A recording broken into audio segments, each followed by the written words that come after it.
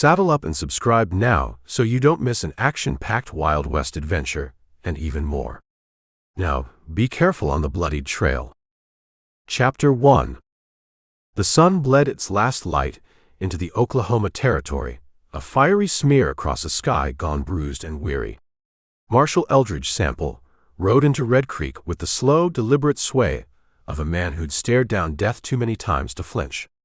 His horse, a lean bay called Samson, snorted at the swarm of flies buzzing over the cracked earth, ears twitching to the faint off-key plink of a saloon piano.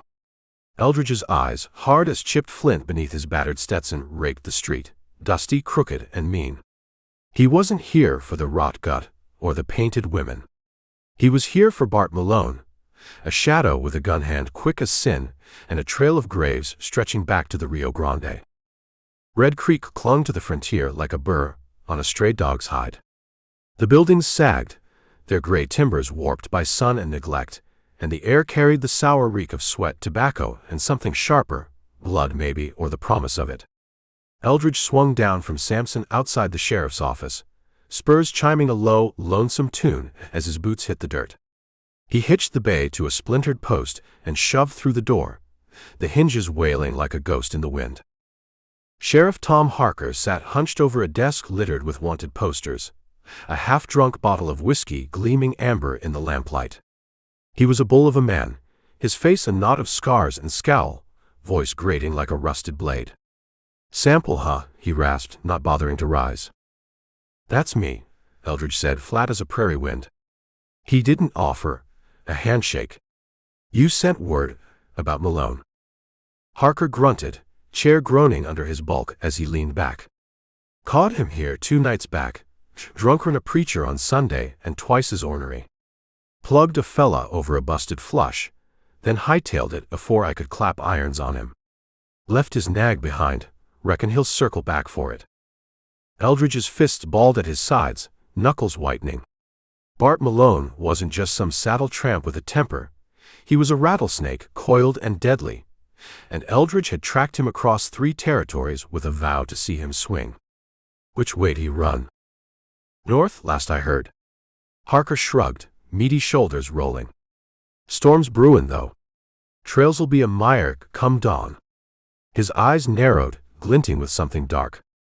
"Got a worse messin' Malone, too." Eldridge cocked an eyebrow, shadow slicing across his lean face. "Worse'n a killer with a bounty?" Harker's scowl deepened, and he jabbed a thick finger at the air. "Cowpoke rode in 3 days ago, mean-eyed and spoilin' for a fight. Took it to the Silver Star. Girl there, Lila, crossed him wrong. He carved her up something awful. She's cold now." A sharp twist of dread coiled in Eldridge's gut, cold as a winter creek. He'd seen blood aplenty, but a woman cut down like that, it gnawed at him raw and deep. "You nab him?" "Nope," Harker spat, bitterness lacing the word. "Skedaddled on a stole mare afore we could blink. West, toward Indian country. Slippery as a greased eel." Eldridge's mind churned, gears grinding. Malone was his quarry, but a butcher like that couldn't roam free. He'd keep his eyes peeled, hunt both shadows if he had to. What did he look like? Dark hair, wiry frame. Black duster, hat with a silver band. Rode a chestnut mare, white blaze down her snout. Harker leaned forward, voice dropping to a growl. "You cross him, drag him back here. He's ours to hang." Eldridge tipped his hat, a curt nod, and turned on his heel. The wind kicked up as he stepped outside, a low moan carrying the tang of rain and the rumble of thunder rolling in from the plains. He unhitched Samson and swung into the saddle, peering west where the horizon swallowed the last scraps of daylight. Trouble was coming, and he'd meet it head-on. He nudged Samson toward the Silver Star Saloon, a gaudy shack squatting at the town's edge like a toad on a dung heap. The piano had gone quiet, replaced by the murmur of rough voices and a cackle sharp as broken glass. Eldridge eased down, boots sinking into the mud, and stepped inside, fingers twitching toward his holster. Smoke hung thick, curling around men with faces hard as stone, their eyes darting to his badge before skittering away. The barkeep was a scarecrow of a man, all angles and nerves, scrubbing the counter with a rag gone gray with grime. "What's your poison, Marshal?" he asked, voice thin as a reed. "Word," Eldridge said, low and steady, leaning against the bar. "About the girl." The man's hand stilled, rag trembling. "Lila didn't deserve it."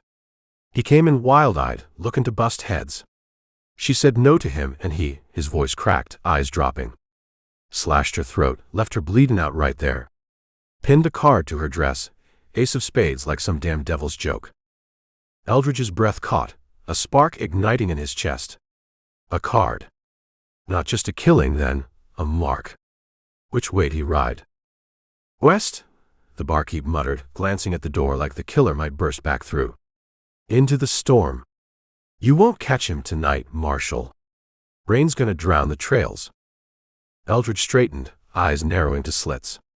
"I'll catch him. For Lila." The man nodded, mute, and Eldridge strode out into the dusk.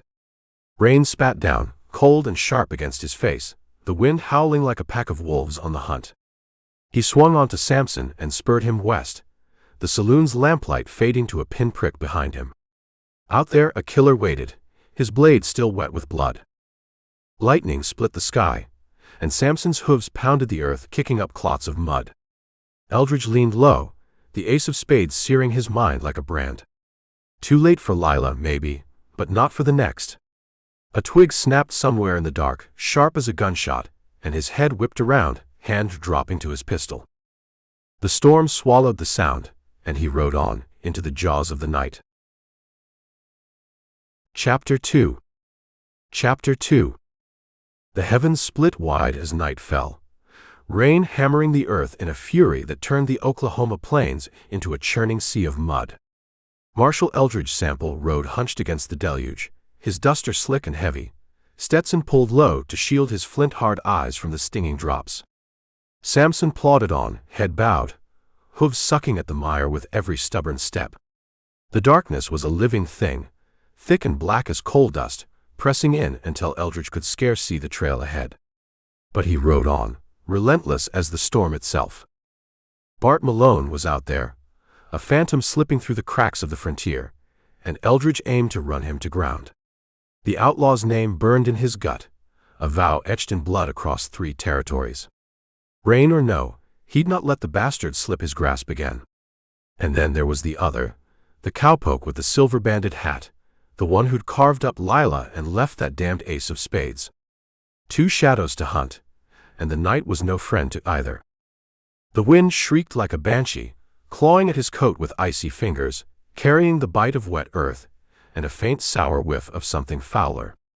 Lightning, jagged across the sky, a white-hot scar that lit the world for a heartbeat, and Eldridge squinted into the void, fingers brushing the worn leather at his hip. The storm was a beast, wild and untamed, but it wasn't the rain he feared, it was what lurked within it. Hours bled into the dark, time slipping like water through his hands. His muscles screamed, stiff from the saddle, and his eyes burned from peering through the downpour, but he pressed on, driven by a fire that no rain could quench. Samson's ears flicked suddenly, a low snort rumbling from his chest, and Eldridge reined him sharp, breath hitching. "Steady, boy," he growled, voice lost to the gale. "What's stirrin'?" The answer rode the wind, a thin, acrid thread that twisted his stomach into knots. Smoke, but not the clean snap of pine logs. This was darker, heavier, a stench that clung like damp rot. Eldridge spurred Samson forward, heart thudding against his ribs, the smell growing thick and vile until it coated his tongue. He rounded a bend, and there it sprawled, a tumble-down shack, its roof caved in, walls charred to black skeletons still hissing in the rain. The fire was fresh, its ghost lingering in the sodden air. He swung down, boots sinking into the muck, and drew his gun, its weight a cold comfort in his palm. The heat was long gone, leached away by the storm, but a creeping dread settled in his bones, sharp as a blade's edge. He stepped through the splintered gap where a door once hung, eyes sweeping the ruin. The shack was a grave, small, mean, its innards reduced to ash and cinder. And there, sprawled in the wreckage, lay the dead. A woman, her face a mask of frozen terror, stared up at the broken roof. Her throat gaped, slashed wide and raw, blood pooled black beneath her. Her hands clutched at nothing, nails splintered as if she'd clawed at her fate. Eldridge's gaze shifted and his breath snagged. A man crumpled beside her, his chest a ruin of knife wounds, eyes wide and sightless. Between them, a boy no older than 6, curled tight in the corner, his small frame shattered, lifeless as a rag doll tossed aside. Eldridge knelt by the woman, fists trembling, the air thick with the reek of slaughter. This wasn't Malone's mark, Bart killed quick, a bullet or a blade to the heart, clean and cold. This was butchery, a revelry in death. His eyes caught a glint, a playing card, pinned to the woman's torn dress with a rusted nail. The 2 of clubs, its edges curling in the damp, grinned up at him like a devil's jest. He rose, slow and stiff, the silence roaring in his ears louder than the storm outside. This was no random killing. The ace of spades in Red Creek, now this. 2 cards, 2 slaughters, a pattern clawing its way into his mind. The killer wasn't just running. He was leaving signposts, daring Eldridge to follow. A monster in a man's skin, and he was out there, his shadow staining the night. Eldridge strode back to Samson, rage boiling in his veins, hot and bitter. He swung into the saddle, spurs biting deep, and the horse surged forward, mud flying like shrapnel. The rain lashed his face, 1,000 needles, but he barely felt it. All he saw were those dead eyes, accusing him, pleading from the dark. Too late again, always too late. The trail stretched west, a faint scar swallowed by the storm's wrath. He leaned low, Samson's mane whipping against his hands, the 2 of clubs searing his thoughts like a coal. Lightning flared, painting the world in stark whites and grays, and for a split second he glimpsed it, a shadow on the ridge, lean and black against the sky, gone as quick as it came. His hand dropped to his side, fingers tight on the smooth grip that rested there. The killer was close, watching from the dark, his laughter lost to the wind. Eldridge spurred harder, the storm a howl around him, and plunged into the night, chasing a phantom through the jaws of hell. Somewhere ahead, death waited, patient and sure. And this time, he'd meet it with lead. Chapter 3. The storm broke at dawn, leaving the world drenched and shivering under a sky the color of old bruises. Marshal Eldridge Sample rode through the sodden aftermath, the prairie a vast, muddy sprawl that sucked at Samson's hooves with every step. The air hung heavy with wet earth, and the faint, charred reek of the burned shack fading into memory behind him. His eyes, sharp as a hawk's beneath the dripping brim of his Stetson, scoured the horizon for the killer's trail, a faint thread of churned earth winding west into the wild. Samson plodded on, his coat matted with mud, breath steaming in the chill. Eldridge patted the bay's neck, a low murmur of grit and resolve steadying them both. The 2 of clubs weighed on his mind, a taunt etched in blood, joining the ace of spades from Red Creek in a grim tally. Bart Malone was still a specter on the wind, but this butcher with his cards, was a plague Eldridge couldn't let fester. He'd follow the trail to its end, no matter the cost. The sun clawed its way up, a weak, jaundiced glow that did little to warm the ache in his bones. The trail snaked into a narrow valley, its steep walls rising like jagged teeth, slick with rain and glinting with quartz veins. Silence pressed down, thick and suffocating, broken only by the distant scream of a hawk wheeling high above. Eldridge's fingers twitched toward his holster, the heavy weight of cold steel a steady pulse against his hip. The killer was out there, close enough to taste. By noon, the valley widened, and the trail led him to a shallow creek, its waters swollen and murky from the night's deluge. He swung down, boots sinking into the soft bank, and let Samson dip his muzzle into the flow. His gaze raked the mud, churned and trampled, fresh tracks cutting through like a blade. Footprints, deep and deliberate, stretched toward a thicket of scrub pine on the far side. Eldridge's pulse quickened, a hunter's instinct flaring. He drew his gun and followed, the damp earth muffling his steps. The trees closed in, their gnarled branches weaving a roof that blotted out the sun. Shadows pooled deep and cool, the air sharp with pine resin and the rustle of wind through needles. Eldridge moved slow, a predator stalking prey, eyes piercing the gloom for any flicker of movement. The tracks led him to a clearing, a rough patch of earth with a cold fire pit at its heart, ashes scattered like gray snow. A bedroll lay crumpled nearby, its edges frayed and stained. He knelt, fingers brushing the coarse fabric, and caught it, a sour stench of sweat and iron that twisted his gut. He stood, sweeping the clearing with a gaze hard as granite. The killer had camped here, but the embers were dead, the trail gone cold. Eldridge's fists balled, frustration gnawing at him like a starved dog. Then he saw it, a glint in the mud, half buried beneath a pine root. He crouched, pried it free, and smoothed the damp scrap between his fingers. A playing card, its corners curling, stared up at him, the 5 of spades pinned to the earth with a splintered twig. His breath snagged, the card a cold slap to his senses. 3 now, ace 2 5, a sequence he couldn't yet read, but one that mocked him all the same. The killer wasn't just running. He was laying a snare, daring Eldridge to step into it. He tucked the card into his coat, its weight a silent vow, and scanned the trees. The air shifted, a faint rustle stirring the branches, and his hand snapped to his pistol, barrel glinting in the half-light. "Who's there?" he barked, voice rough as gravel, echoing off the valley walls. The wind swallowed his words, but the rustle grew, a shadow flitting between the pines, too quick to pin. Eldridge lunged forward, boots pounding the earth, weaving through the thicket with his gun raised. The figure darted ahead, a lean blur in a black duster, hat brim flashing silver as it caught a stray beam of sun. "Stop, damn you!" Eldridge roared, but the shadow melted into the trees, swallowed by the maze of trunks and needles. He crashed through the underbrush, thorns snagging his coat, breath burning in his chest. The trail doubled back to the creek, and he burst onto the bank, sweeping the empty stretch of water and mud with the barrel of his pistol.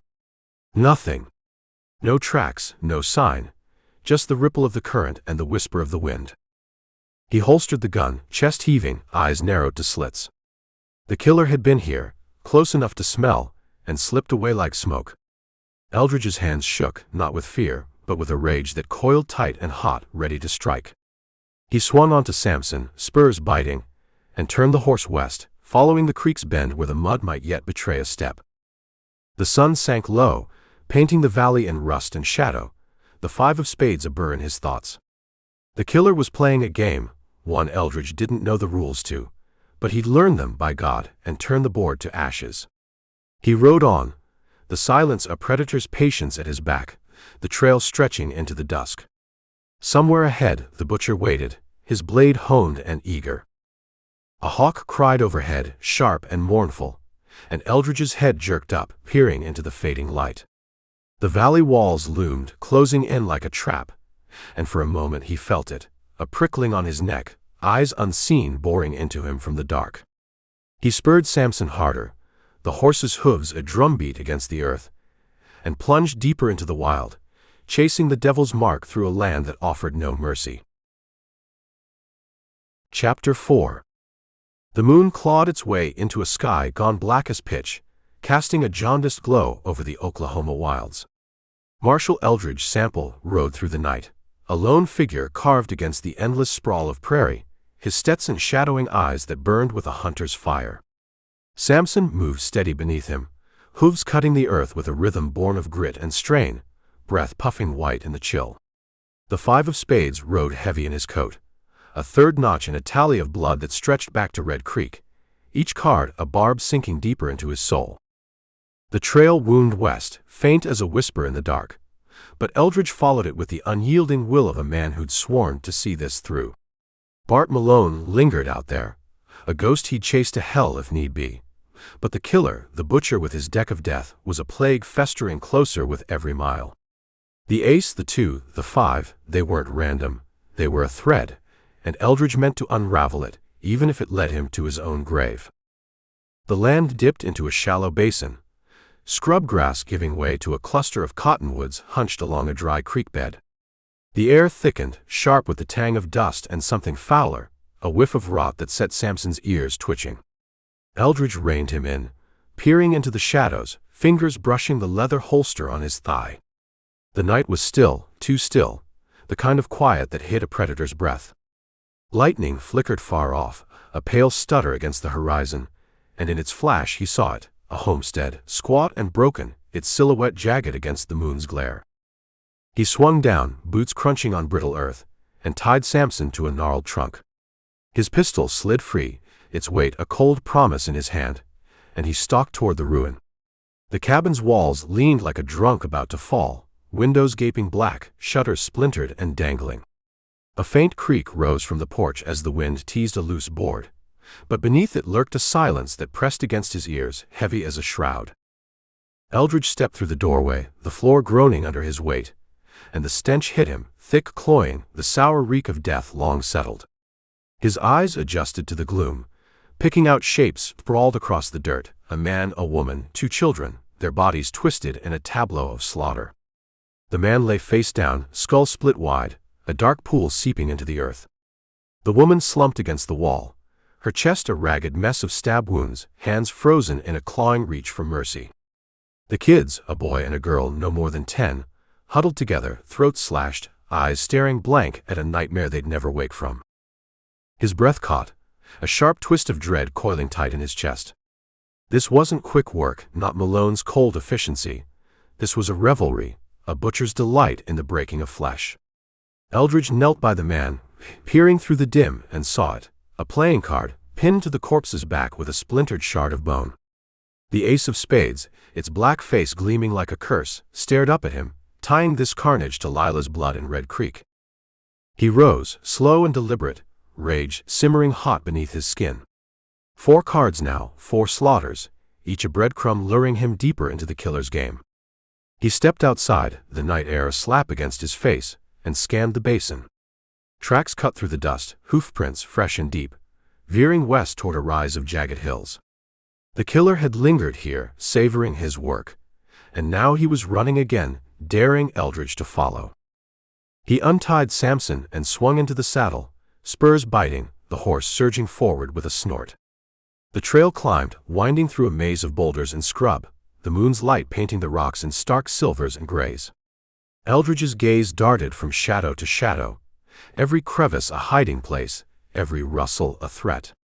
The killer was close, he could feel it, a prickle on his neck like a blade's edge hovering near. The rise leveled into a plateau, and there, half hidden by a stand of twisted junipers, lay a campsite, abandoned but warm. A fire pit smoldered, embers glowing faint, a tin cup tipped in the dirt beside it. Eldridge dismounted and prowled the edge of the clearing. The bedroll was gone, but the ground bore the imprint of a man's weight, the stink of sweat and iron lingering like a ghost. He kicked at the ashes and something glinted, a rusty nail, bent and blood-crusted, dropped in haste. His jaw tightened, teeth grinding as he pieced it together. The killer had been here, pinning his card, watching the life drain from that family, and now he was a shadow on the wind again. Eldridge's hand clenched to the grip of his gun, knuckles white, the ace of spades a brand in his mind. He'd find this devil, tear his game apart, and bury him in the dirt where he belonged. He mounted up, eyes piercing the dark, and spurred Samson west, the trail stretching toward the hill's black heart. The moon dipped low, its light bleeding into a sky tinged with rust, and Eldridge rode on, a lone hunter in a land that swallowed men whole. The killer was out there, his laughter a whisper on the breeze, and Eldridge would answer it with lead. A coyote's howl split the night, sharp and wild, and he glanced back, the homestead's ruin fading into the gloom. The trail ahead twisted, narrowing between cliffs that loomed like silent sentinels, and he felt it again, that unseen gaze, cold and patient, tracking his every step. He leaned low, Samson's mane whipping against his hands, and plunged into the shadows, the ace of spades a beacon pulling him deeper into the bloodied wild. Chapter 5. The sun rose over the Oklahoma plains like a festering wound, its crimson light seeping across a land baked hard and merciless. Marshal Eldridge Sample rode through the dawn, eyes heavy with the weight of sleepless nights, his body a taut wire strung from the saddle. Samson's coat gleamed with sweat, each step a testament to the miles they'd chewed through, hooves kicking up dust that stung the air.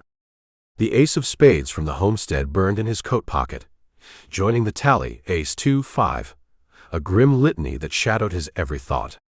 Bart Malone was still a wraith on the wind, but the killer with his cards was a specter Eldridge could almost taste, close and cruel. The trail stretched west, threading through a sea of sage and yucca, the horizon a jagged line of mesas clawing at the sky. Eldridge's hand hovered near his belt, fingers itching for the steel's cold bite. The killer was ahead, weaving a path of blood through the wild, and Eldridge meant to run him down. No storm, no shadow would stay his hand this time. The air shimmered with heat, thick with the drone of flies and the faint bitter tang of something dead on the breeze. By mid-morning, the trail dipped into a hollow, where a ramshackle settlement clung to the earth like a scab. A handful of shanties slumped around a dusty street, their boards bleached gray, a rusted weather vane creaking atop a sagging saloon. Silence hung heavy, the kind that smothered sound and set nerves alight. Eldridge eased Samson to a halt outside the saloon, tying the bay to a post that leaned like a tired drunk. His boots crunched the dirt as he stepped toward the swinging doors. Inside, the air was stale, thick with the reek of whiskey and unwashed men. A few figures hunched at the bar, faces shadowed beneath battered hats, their murmurs dying as Eldridge's shadow crossed the threshold. The barkeep, a wiry man with a face sharp as a hatchet, froze mid-swipe with a grimy rag, eyes flicking to the badge pinned to Eldridge's chest. "Trouble don't stop here, Marshal," the man said, voice thin and wary, a nervous stammer tripping his words. "What's your business?" "Man on the run," Eldridge replied, low and rough, leaning against the bar. "Killer. Rode a chestnut mare, white blaze. You seen him?" The barkeep's hands twitched, rag twisting in his grip. He glanced at the men down the bar, their heads dipping lower, and swallowed hard. "Came through 2 days back. Dark hair, mean as a cornered rattler. Didn't linger, just drank, paid, and rode west toward the canyon." Eldridge's gaze hardened, piercing the man like a blade. "He say anything? Leave anything?" The barkeep hesitated, then nodded, slow and reluctant. "Dropped a word about purgin' the land. Sounded loco. Left quick when folks started starrin'." A spark flared in Eldridge's chest, purging. The killer's game had a shape now, twisted and mad. He tipped his hat and turned, boots thudding on the warped floor as he strode back into the sun. The canyon lay west, a scar in the earth where shadows pooled deep, and he'd follow it to the devil's doorstep. As he swung onto Samson, a figure stepped from the saloon's shadow, a grizzled tracker, old Pete, his frame bent but eyes sharp as flint beneath a tangle of gray hair. He spat into the dust, voice a slow drawl thick with frontier grit. "Heard you askin', Marshal. That fella's trouble, leaves cards with his kills, don't he?" Eldridge reined Samson in, peering down at the old man. "You know him?" Pete shook his head, squinting west. "Know his kind. Seen it afore, men who mark their dead like trophies. He's playin' you, leavin' a trail to follow. Last I tracked a bastard like that, he used spades and hearts to count his sins." Eldridge's hand tightened on the reins, the cards clicking into place. Ace 2, 5, all spades so far. "Ride with me," he said, voice flat but firm. "I need your eyes." Pete grinned, toothless and grim, and fetched a sway-backed roan from the hitching post. They rode west together, the sun climbing high, heat pressing down like a fist. The canyon loomed ahead, its walls rising steep and red, shadows stretching long and cool. Eldridge led the way, Pete trailing close, the silence between them taut as a bowstring. The canyon floor was a maze of rock and scrub, the air thick with dust and the faint iron bite of blood. Eldridge dismounted near a shallow overhang, Pete following, and they found it. A cowpoke sprawled in the dirt, face twisted in a final grimace. His throat gaped, raw and deep, hands bound with rope gone stiff with blood. A card gleamed against his chest, pinned with a bent nail, the 10 of spades. Pete whistled low, crouching beside the body. "Spades again. He's countin' something, Marshal. Maybe souls, maybe miles." Eldridge's eyes narrowed to slits, the 10 a cold weight in his mind. 4 cards, 4 kills, each a step deeper into madness. He stood, peering into the canyon's depths, the trail snaking west through the rocks. The killer was out there, close enough to hear his own heartbeat, and Eldridge would drag him into the light. He swung onto Samson, Pete mounting beside him, and they pressed on, the canyon walls closing in like a trap. The sun dipped, painting the rocks in hues of rust and gold, and Eldridge rode with purpose, the 10 of spades a burr in his thoughts. The killer was waiting, his game unfolding, and Eldridge would meet it head-on. A rock clattered somewhere above, sharp and sudden, and Pete's head snapped up, hand dropping to his knife. Eldridge's gun was out in a flash, barrel glinting as he scanned the cliffs. The shadows held their breath, patient and sure, and he spurred Samson forward, plunging deeper into the butcher's lair, ready to end the count with blood. Chapter 6. The land turned feral as Marshal Eldridge Sample pressed westward, the Oklahoma plains surrendering to a sprawl of jagged hills and mesas that gnashed at the sky like the fangs of some ancient beast. The sun blazed high, a relentless eye scorching the earth to a brittle gold, bleaching the sage and stone until they shimmered with heat. Eldridge rode with his Stetson tilted low, eyes squinted against the glare, the 10 of spades a cold splinter lodged in his thoughts. Samson's hooves churned the dust, the bay's breath coming in short-labored bursts, sweat streaking his flanks. Old Pete trailed a pace behind, his roan keeping a steady clip, the tracker's flint-sharp gaze roving the horizon. The trail was a ghost now, faint scratches in the dirt, but Eldridge clung to it with a will forged in blood and vow. Bart Malone haunted the edges of his mind, a shadow he'd chased to the ends of the earth, but the killer, the card-leaving butcher, was a nearer plague, his tally climbing with every dawn. Ace 2 5-10, all spades, all death, a pattern Pete had named as a count of sins. Eldridge meant to end it, to bury the madman in the dust where he belonged. The hills rose sharper, their faces scarred with fissures and streaked with quartz that caught the light like broken glass. The air cooled as the trail dipped into a narrow pass, shadows pooling deep and inviting between cliffs that towered like silent judges. Eldridge swung down, boots crunching on shale, and led Samson through, Pete following close, the roan's hooves clattering on loose rock. The silence was a weight, broken only by the faint cry of a hawk circling high, its scream a thin thread in the stillness. They emerged onto a rocky shelf, and Pete reined up sharp, pointing with a gnarled hand. "There, Marshal, down by the river." Eldridge's gaze followed, landing on a glint of water snaking through the scrub below, and beside it, a small, crumpled shape. His chest tightened, a hunter's instinct flaring, and he spurred Samson down the slope, Pete at his heels, the air growing thick with the murmur of the current and a darker scent, iron and decay. It was a girl, no more than 15, sprawled on the riverbank like a broken doll. Her buckskin dress was torn, stained dark with blood, her black hair fanned across the mud. A fishing pole lay snapped beside her, line tangled in the reeds, and her throat gaped, a raw, jagged slash that glistened wet in the sun. Eldridge dismounted, knees hitting the earth hard, and Pete swore low under his breath, a drawl thick with gravel. "Damn savage work." Eldridge's hands shook as he leaned closer, the girl's eyes wide and empty, staring at a sky she'd never see again. Native, by her dress, maybe Cheyenne or Arapaho, out here alone until the killer found her. His gaze snagged on her chest where a card gleamed, pinned with a splintered stick, the Queen of Spades, its edges curling in the damp, mocking him with its regal stare. "5 now," Pete muttered, crouching beside him, his knife glinting as he cut a lock of the girl's hair, a tracker's habit or a prayer. "Spades runnin' high. He's buildin' to somethin', Marshal." Eldridge's jaw ground tight, teeth aching with the force of it. 5 cards, 5 lives, each a taunt pulling him deeper into the butcher's game. He stood, peering upriver where the water bent west through a tangle of rocks, the trail a faint smear of churned earth. The killer had struck here, swift and cruel, and slipped away, his shadow lingering like a curse. He swung onto Samson, Pete mounting beside him, and they followed the river's curve, the cliffs rising steep on either side. The rocks ahead were a labyrinth, narrow passages twisting between boulders, their shadows deep and treacherous. Eldridge moved slow, eyes raking the ground, the Queen of Spades a burr in his mind. The air grew damp, the river's breath mingling with the faint sour reek of sweat and blood. 100 yards on, they found his camp, a hollow in the rocks, a fire pit smoldering with fresh ash, a tin plate tipped in the dirt.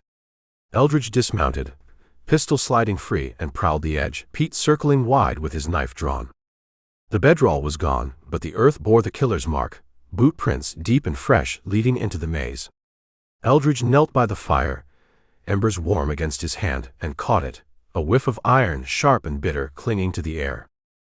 "He ain't far," Pete growled, squinting into the shadows. "Slippery as a snake, but he's close." Eldridge stood, gaze piercing the rock-walled pass ahead, the trail snaking west into the dark. The killer was out there, watching, his blade still wet, and Eldridge would drag him into the light. He swung onto Samson, Pete falling in beside him, and they pressed into the maze, the cliffs swallowing the sun's last rays in hues of rust and ash. The pass narrowed, walls pressing close, and a pebble skittered above, sharp against the silence. Eldridge's pistol snapped up, barrel glinting as he scanned the heights. Pete's hand tightened on his knife, breath hissing through his teeth. A shadow flickered, lean, black-clad, a silver band flashing on a hat brim, then vanished into the rocks. "Got you," Eldridge snarled, spurring Samson forward, the horse's hooves pounding the stone. Pete cursed, Roan scrambling behind, and they plunged deeper, the maze twisting around them like a noose. The killer was a phantom, slipping just beyond reach, but Eldridge rode hard, the queen of spades of fire in his veins, driving him toward the shadow in the rocks, and the reckoning that waited there. Chapter 7. The Oklahoma wilds stretched bleak and unforgiving as dusk bled into the sky, a bruised smear of purple and rust swallowing the last scraps of day. Marshal Eldridge Sample rode through the fading light, Samson's hooves kicking up dust that stung his eyes, the bay's breath a steady rasp beneath him. Old Pete kept pace on his roan, a lean shadow hunched against the wind, his grizzled face set hard as the maces looming ahead. The queen of spades weighed in Eldridge's coat, a sixth mark in the killer's tally, ace 2 5 10 queen, a count of blood that gnawed at his soul. Bart Malone was a ghost he'd chased to hell, but this butcher was a nearer demon, and Eldridge meant to bury him deep. The trail snaked west, threading through a land of cracked earth and sun-bleached stone, the air thick with sage, and the faint bitter whiff of something dead on the breeze. The killer was close. Eldridge could feel it, a prickle on his neck like a blade hovering near, the shadow in the rocks haunting his every step. Pete's words rang in his ears, a count of sins, a game of spades, building to something dark. Eldridge's hand twitched toward his leather holster, the steel's cold bite a promise he'd keep. The terrain climbed, hills giving way to a canyon's jagged maw, its walls rising steep and red as dried blood. Shadows stretched long and cool, the silence a heavy shroud broken only by the clatter of hooves on shale. Eldridge swung down, leading Samson into the pass, Pete trailing close, the roan's ears flicking at the stillness. The air grew sharp, dust mingling with a faint sour tang that set their nerves alight. Pete squinted ahead, voice a low drawl. "Cowpoke camps near, Marshal. Reckon he's hit it." Eldridge's chest tightened, a hunter's instinct flaring, and he pressed on, the canyon narrowing like a trap closing in. They rounded a bend, and there it sprawled, a rough circle of tents and a smoldering fire pit, the remnants of a cattle drive gone still. The wind teased a tattered tarp, but no voices rose, no laughter or curses, just the quiet of the dead. Eldridge drew his gun, weight steady in his palm, and stepped into the camp, Pete fanning out with his knife glinting. 3 bodies lay scattered like broken toys. A cowhand sprawled by the fire, face twisted in a grimace, throat slashed wide and raw, blood pooling black in the dirt. Another slumped against a tent pole, chest a ruin of stab wounds, hands clutching at nothing. The cook, a burly man with a gray beard, lay near the chuck wagon, his body hacked apart, guts spilled across the earth like a butcher's leavings. Eldridge's breath snagged, the stench of slaughter thick and cloying, a fist of dread coiling in his gut. Pete knelt by the cook, cutting a lock of hair with a flick of his blade, his voice a growl. Savage as hell. He took his time here. Eldridge's gaze swept the carnage, landing on the cowhand's chest. A card gleamed, pinned with a bent nail, the jack of spades, its edges curling in the dry air, grinning up at him like a devil's jest. 6, Eldridge said, voice rough as gravel, the tally searing his mind. 6 cards, 6 kills, each a step deeper into madness. He stood, peering west where the canyon bent into shadow, the trail a faint scar of churned earth. The killer had struck here, reveling in the blood, and slipped away, his laughter a whisper on the wind. Pete rose, squinting into the dusk. "He's toyin' with us, Marshal. Spades climbin', jack's a high card. What's he buildin' to?" Eldridge's fist balled, rage simmering hot beneath his skin.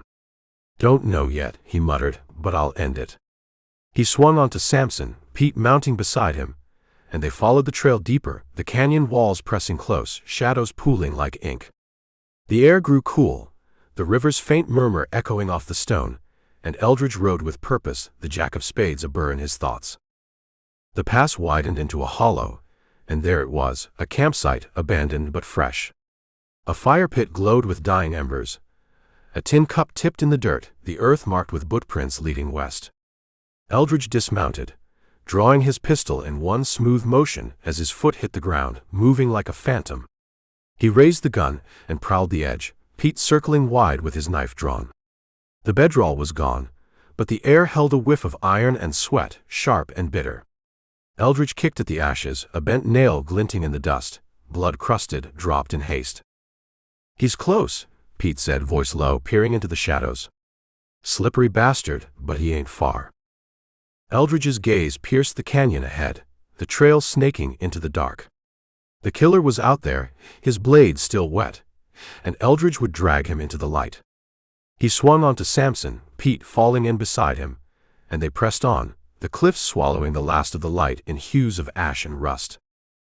A rock skittered above, sharp against the silence, and Pete's hand snapped to his knife, breath hissing through his teeth. Eldridge's six-gun flashed free, barrel glinting as he scanned the heights. A shadow moved, lean, black-clad, a silver band catching the moon's faint glow, then vanished into the rocks. "There!"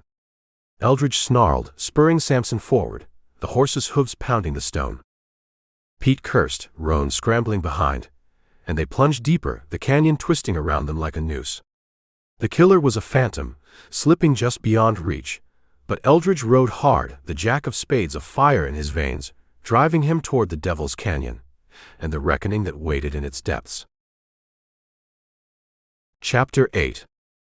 Night draped the Oklahoma Canyon like a shroud, thick and suffocating, the moon a jaundiced sliver bleeding faint light across the jagged cliffs.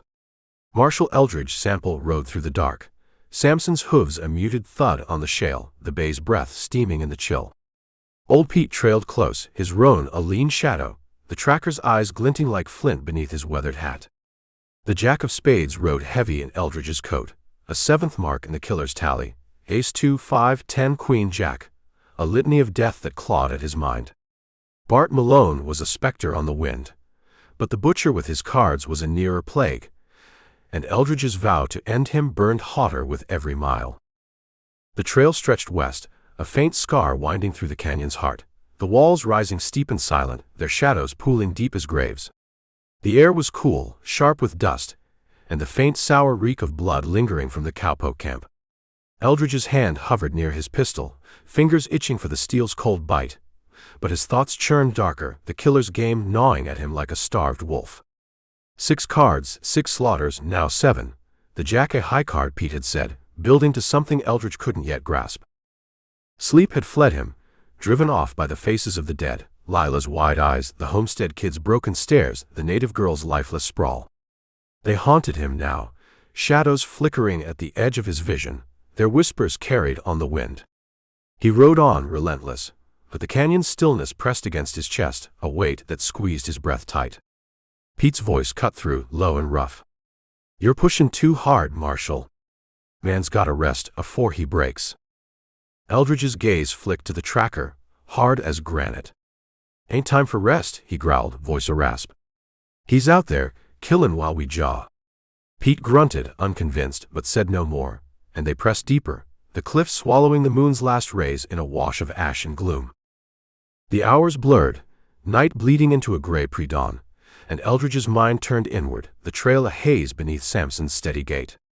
He saw the cowhand's slashed throat, the cook's butchered frame, blood pooling black in the dirt.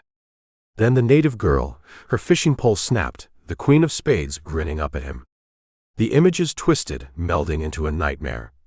A shadow in a black duster, silver-banded hat tilted low, standing over a pile of bodies, cards fluttering from his hands like leaves in a storm. Eldridge reached for his gun, but his arm was lead, slow and useless, and the shadow laughed, a sound like breaking glass. He jolted awake, Samson snorting beneath him, the canyon walls snapping back into focus. Sweat beaded his brow, cold and sharp, his heart hammering against his ribs. Pete reined up beside him, squinting through the dim. "You all right, Marshal? Look like you seen a ghost." Eldridge's fists tightened on the reins, breath hissing through his teeth. "Dream?" he muttered, shaking off the chill. "He's in my head, Pete. Man or monster, I don't know no more." Pete spat into the dust, voice a slow drawl. "He's flesh, same as us. Bleeds like us too. Don't let him twist you up." Eldridge nodded, grim, but the dream clung to him, a burr in his thoughts. The killer was more than flesh, something wilder, darker, a devil playing a game with no end.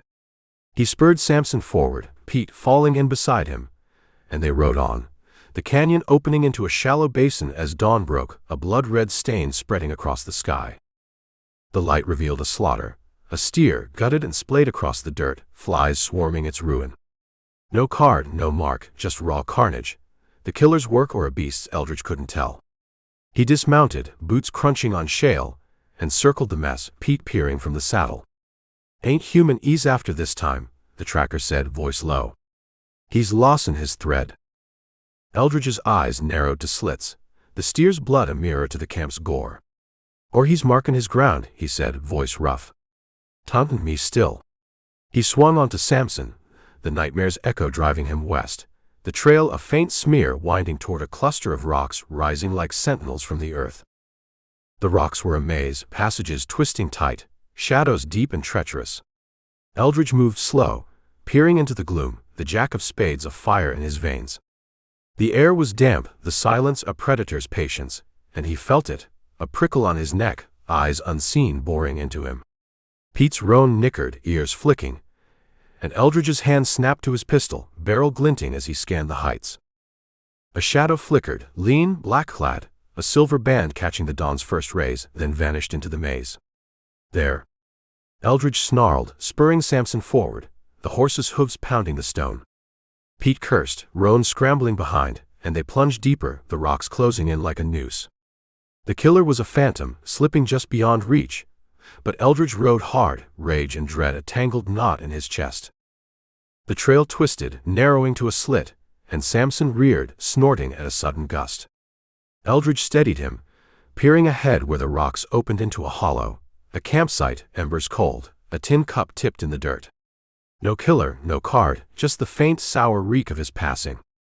Eldridge's fists balled, the nightmare's laugh echoing in his skull, and he swung down, boots hitting the earth hard. Pete reined up, squinting west. "He's pullin' you in, Marshal.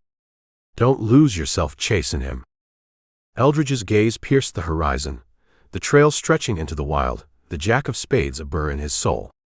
The killer was out there, his game unfolding, and Eldridge would meet it with lead or break trying. He mounted up, the dawn's blood-soaked light at his back, and rode on, a lone hunter in a land that offered no mercy, the shadow's laughter a whisper on the wind. Chapter 9. The Oklahoma dawn broke slow and cruel, a crimson stain seeping across a sky heavy with the promise of heat. Marshal Eldridge Sample rode through the haze, Samson's hooves churning the dust of a land gone parched and mean, the bay's breath a labored rasp beneath him. Old Pete trailed a pace behind, his roan swaying with the gait of a beast pushed too long, the tracker's grizzled face etched with weariness. The jack of spades rode heavy in Eldridge's coat, a seventh mark in the killer's tally, ace 2, 5, 10, queen, jack, a chain of blood that bound him to this hunt. Bart Malone was a shadow he'd chased to the grave, but the butcher with his cards was a nearer curse, and Eldridge's vow to end him burned like a coal in his chest. The trail stretched west, a faint thread winding through sage and stone, the mesas ahead clawing at the horizon like broken teeth. The nightmare clung to him, the killer's laugh echoing from the dark, twisting his thoughts into knots. Sleep was a stranger now, driven off by the weight of the dead. Lila, the homestead kids, the native girl, the cowpokes, all staring from the edges of his mind. Eldridge's hand hovered near his holster, fingers itching for the steel's cold bite, but his eyes were heavy, burning with the strain of too many miles. The sun climbed, a merciless eye scorching the earth, and the trail dipped into a shallow valley where a town squatted like a scavenger on the frontier's bones. Shacks leaned against each other, their boards warped and gray, a saloon's faded sign creaking in the breeze. The air was thick with dust and the faint bitter whiff of stale whiskey, the silence broken by the clatter of a loose shutter. Eldridge reined Samson to a halt outside the saloon, Pete easing up beside him, and they dismounted, tying their horses to a post that sagged under the weight of neglect. Eldridge pushed through the swinging doors, boots thudding on the warped floor, the air inside stale and heavy with smoke. A handful of men slouched at tables, faces shadowed beneath battered hats, their murmurs dying as his badge caught the dim light. The saloon owner, a burly man with a face like a clenched fist, stood behind the bar, wiping a glass with a rag gone gray with grime. His eyes flicked to Eldridge, narrowing with a mix of wariness and grit. "Whiskey," he grunted, voice rough as sandstone, setting the glass down with a thud. "Word," Eldridge said, leaning against the bar, voice low and steady. Man came through here, dark hair, black duster, silver band on his hat. "Killer. You seen him?" The owner's hands stilled, rag twisting in his grip, and he glanced at the men in the corner, their heads dipping lower. "Aye," he said, slow and deliberate.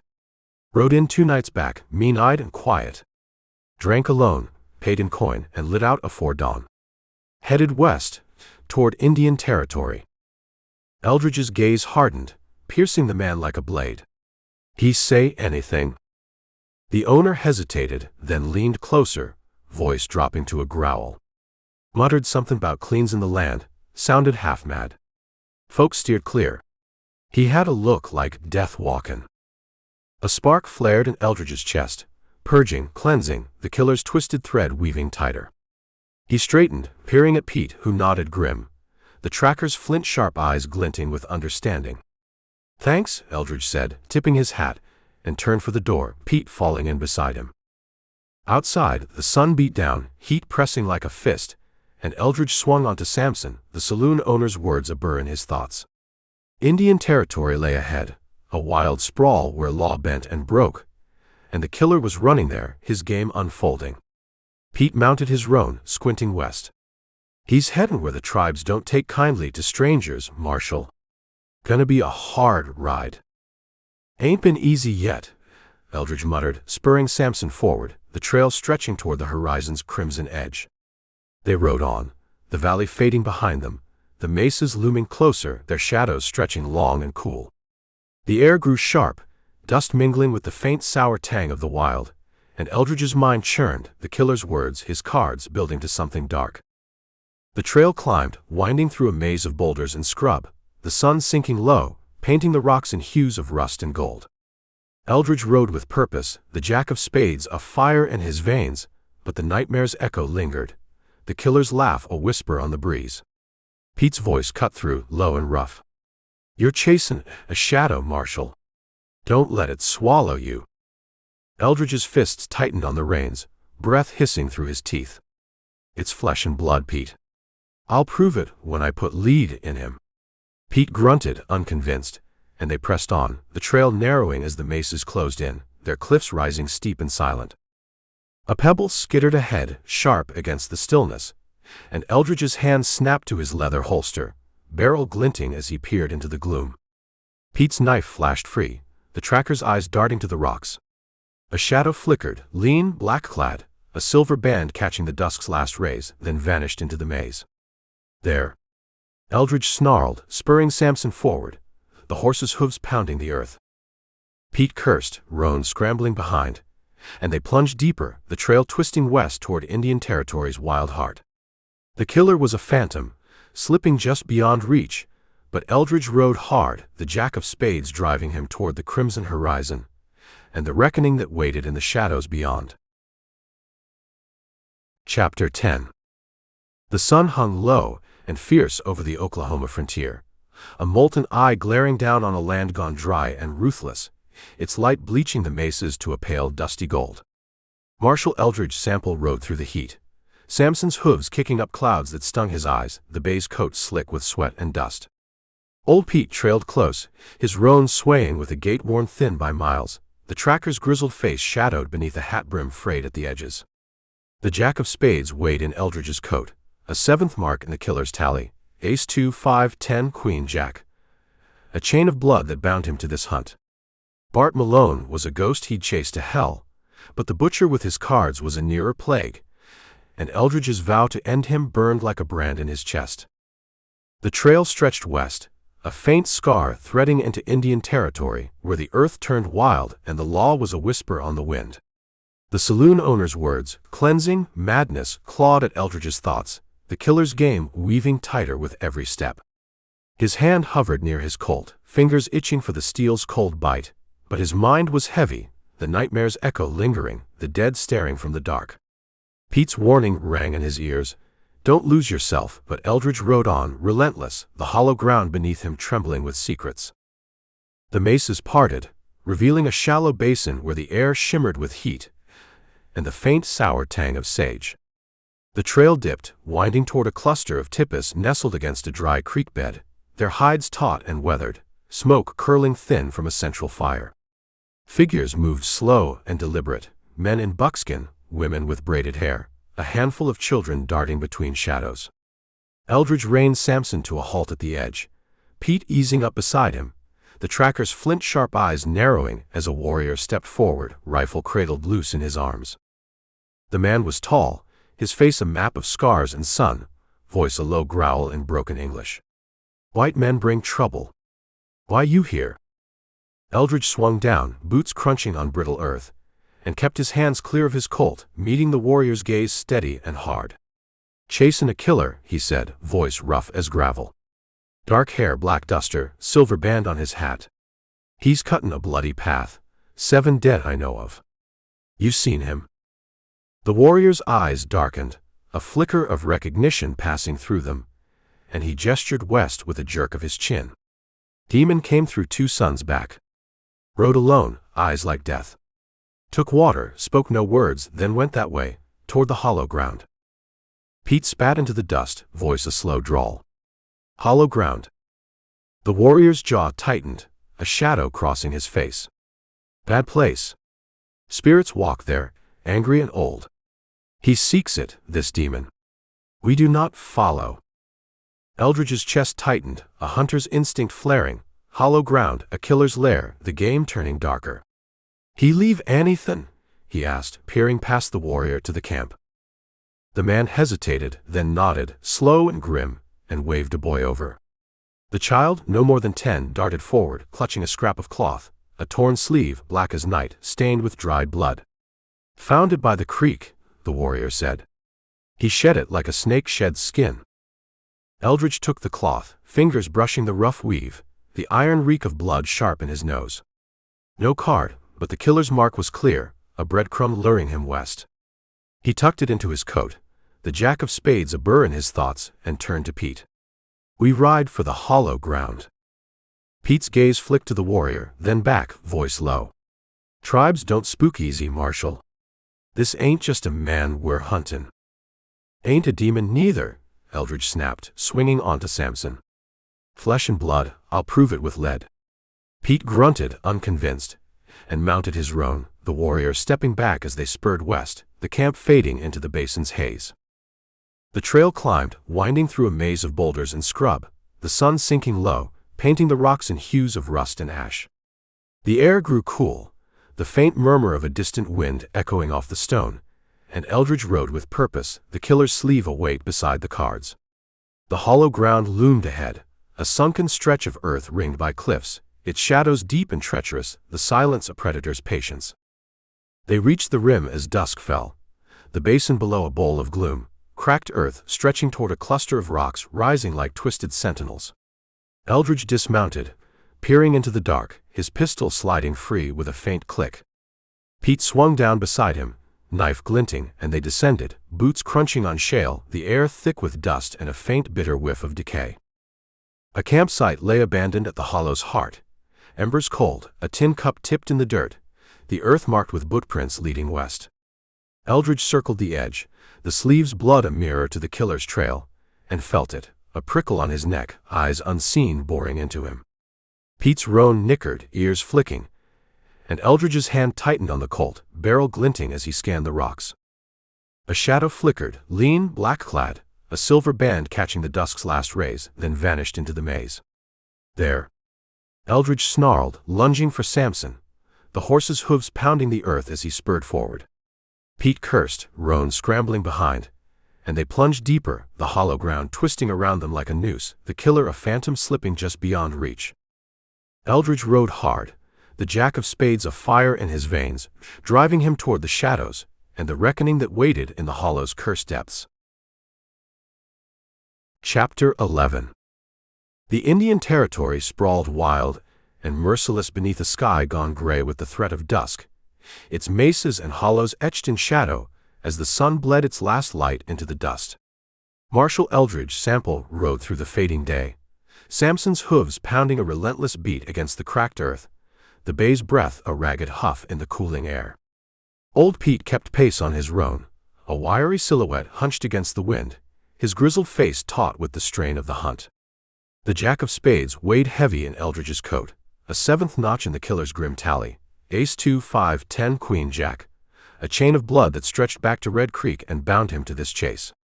Bart Malone lingered as a specter on the horizon, but the butcher with his cards was a nearer scourge, and Eldridge's oath to end him burned like a fever in his bones.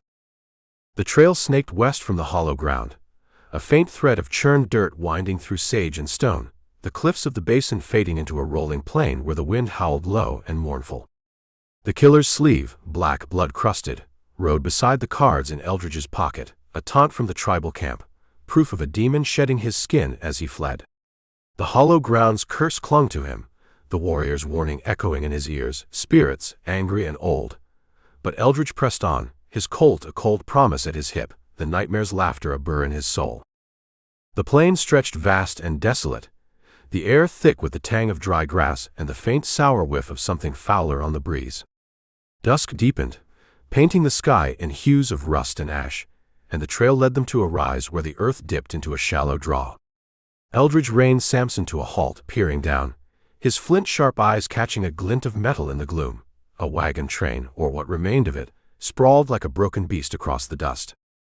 He swung down, boots crunching on brittle ground, and motioned Pete to follow, the tracker's roans snorting as they descended. The wagons lay in ruin, canvas torn, wheels splintered, crates scattered like bones picked clean. The silence was a weight, pressing against Eldridge's chest, broken only by the creak of a loose axle swaying in the wind. He drew his Colt, its steel glinting faintly, and stepped into the wreckage, Pete fanning out with his knife drawn, the air growing sharp with the iron reek of blood.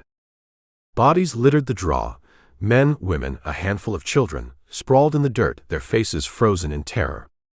A teamster lay slumped over a shattered yoke, throat slashed wide, hands clutching at the air. A woman sprawled beside him, her dress a ruin of stab wounds, eyes staring blank at the sky. Two young'uns huddled near a toppled wagon, their small frames broken, blood pooling black beneath them. Eldridge's breath caught, a sharp twist of dread coiling in his gut, the slaughter a mirror to the homestead's carnage, raw and deliberate. Pete knelt by the teamster, cutting a lock of hair with a flick of his blade, voice a low growl. "He's revelin' in it, Marshal. Ain't just killin', it's a feast." Eldridge's gaze swept the ruin, landing on the woman's chest. A card gleamed, pinned with a bent nail, the 10 of clubs, its edges curling in the dry air, a new suit breaking the run of spades, mocking him with its shift. 8, Eldridge said, voice rough as gravel, the tally searing his mind. 8 cards, 8 slaughters, the killer's game twisting into new shadows. He stood, peering west where the trail bent into a maze of scrub and rock, the butcher's path a faint scar stretching toward dusk. Pete rose beside him, squinting into the gloom. "Clubs now," he muttered. "He's chonging the count, spades to clubs. What's it mean?" Eldridge's fists balled, rage simmering hot beneath his skin. "Means he's still playin'," he snarled, "and I'm still huntin'." He swung onto Samson, Pete mounting beside him, and they spurred west, the draw's crimson wake fading behind them, the wagons a silent grave in the gathering dark. The trail climbed, winding through a tangle of boulders and mesquite, the air cooling as night closed in, the silence a predator's patience. Eldridge rode with purpose, the 10 of clubs a fire in his veins, the killer's shift gnawing at him, spades for sins, now clubs for what? The nightmare's echo lingered, the dead piling higher, their eyes accusing him from the shadows. Pete's roan nickered, ears flicking, and Eldridge's hand snapped to his Colt, barrel glinting as he scanned the rocks. A shadow flickered, lean, black-clad, a silver band catching the moon's first rays, then vanished into the maze. There! Eldridge roared, spurring Samson forward, the horse's hooves pounding the earth. Pete cursed, Roan scrambling behind, and they plunged deeper, the trail twisting through the rocks like a noose tightening slow. The killer was a phantom, slipping just beyond reach, but Eldridge rode hard, the 10 of clubs driving him toward the dark. The trail narrowed, cliffs rising steep on either side, and a pebble skittered ahead, sharp against the stillness. Eldridge's gaze pierced the gloom, the butcher's laughter a whisper on the wind. And he pressed on, a lone hunter in a land that offered no mercy, the crimson wake a trail he'd follow to its bloody end.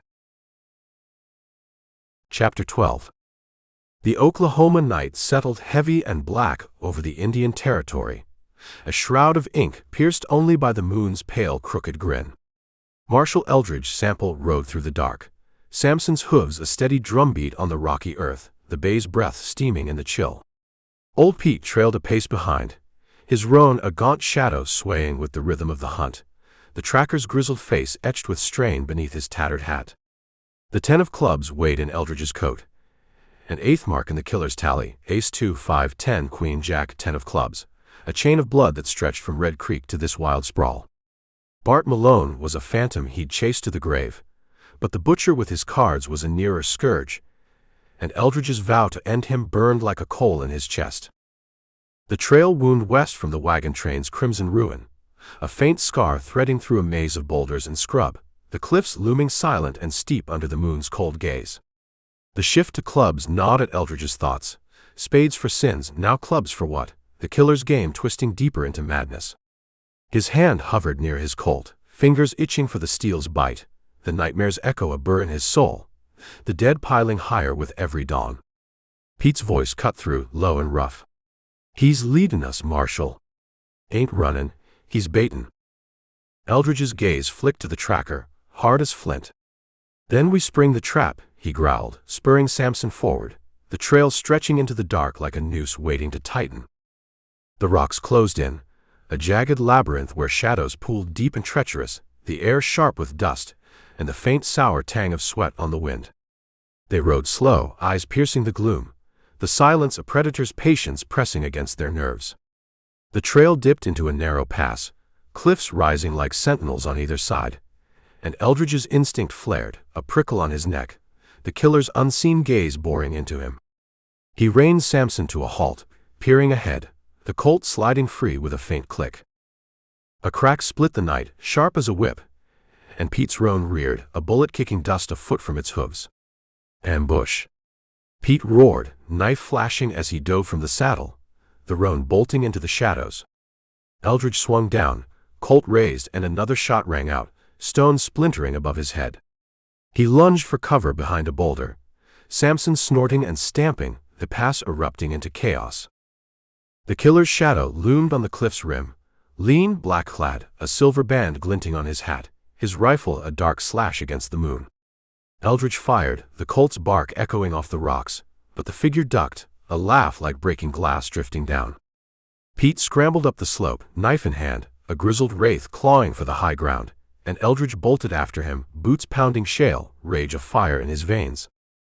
A third shot grazed Pete's shoulder, blood blooming dark on his coat, and he stumbled, cursing through gritted teeth. "Bastard's quick," he snarled, rolling behind a ledge, knife glinting as he scanned the heights. Eldridge reached him, breath burning in his chest, and peered over the rock, the killer's shadow darting between crags, a phantom slipping through the maze. "Stay low," Eldridge hissed, firing again, the bullet ricocheting off stone. The killer returned fire, a slug burying itself in the dirt at Eldridge's feet, and he ducked, the pass a deadly dance of lead and shadow. Pete lunged up, hurling a rock that clattered near the cliff's edge, and the killer's rifle swung toward the noise, giving Eldridge a heartbeat to charge. He scrambled up the slope, Colt blazing, the killer's hat tipping as he ducked a shot, silver band catching the moon's gleam. The figure turned, bolting west along the rim, and Eldridge pursued, boots slipping on loose shale, the 10 of clubs a burr in his thoughts. Pete's shout echoed below. "He's flanking," but Eldridge pressed on, the killer a lean blur ahead, laughter trailing like a taunt. The rim leveled into a plateau, and the killer spun, rifle barking, a slug tearing through Eldridge's sleeve, blood welling hot on his arm. He grunted, diving behind a boulder, the Colt steady in his grip as he fired back, the killer's shoulder jerking with a hit. A snarl broke the night, and the figure staggered, dropping the rifle, a hand clutching his wound as he vanished into a crevice. Eldridge surged forward, Pete clawing up behind him, blood dripping from the tracker's shoulder. They reached the crevice, a narrow slit in the rock, dark and deep, and Eldridge peered in, the killer's trail a smear of blood on the stone. A card lay pinned to the cliff face with a bent nail, the King of Hearts, its edges curling, a new suit breaking the pattern, mocking him with its shift. 9, Eldridge rasped, voice rough as gravel, the tally searing his mind. 9 cards, 9 slaughters, the killer's game twisting wilder.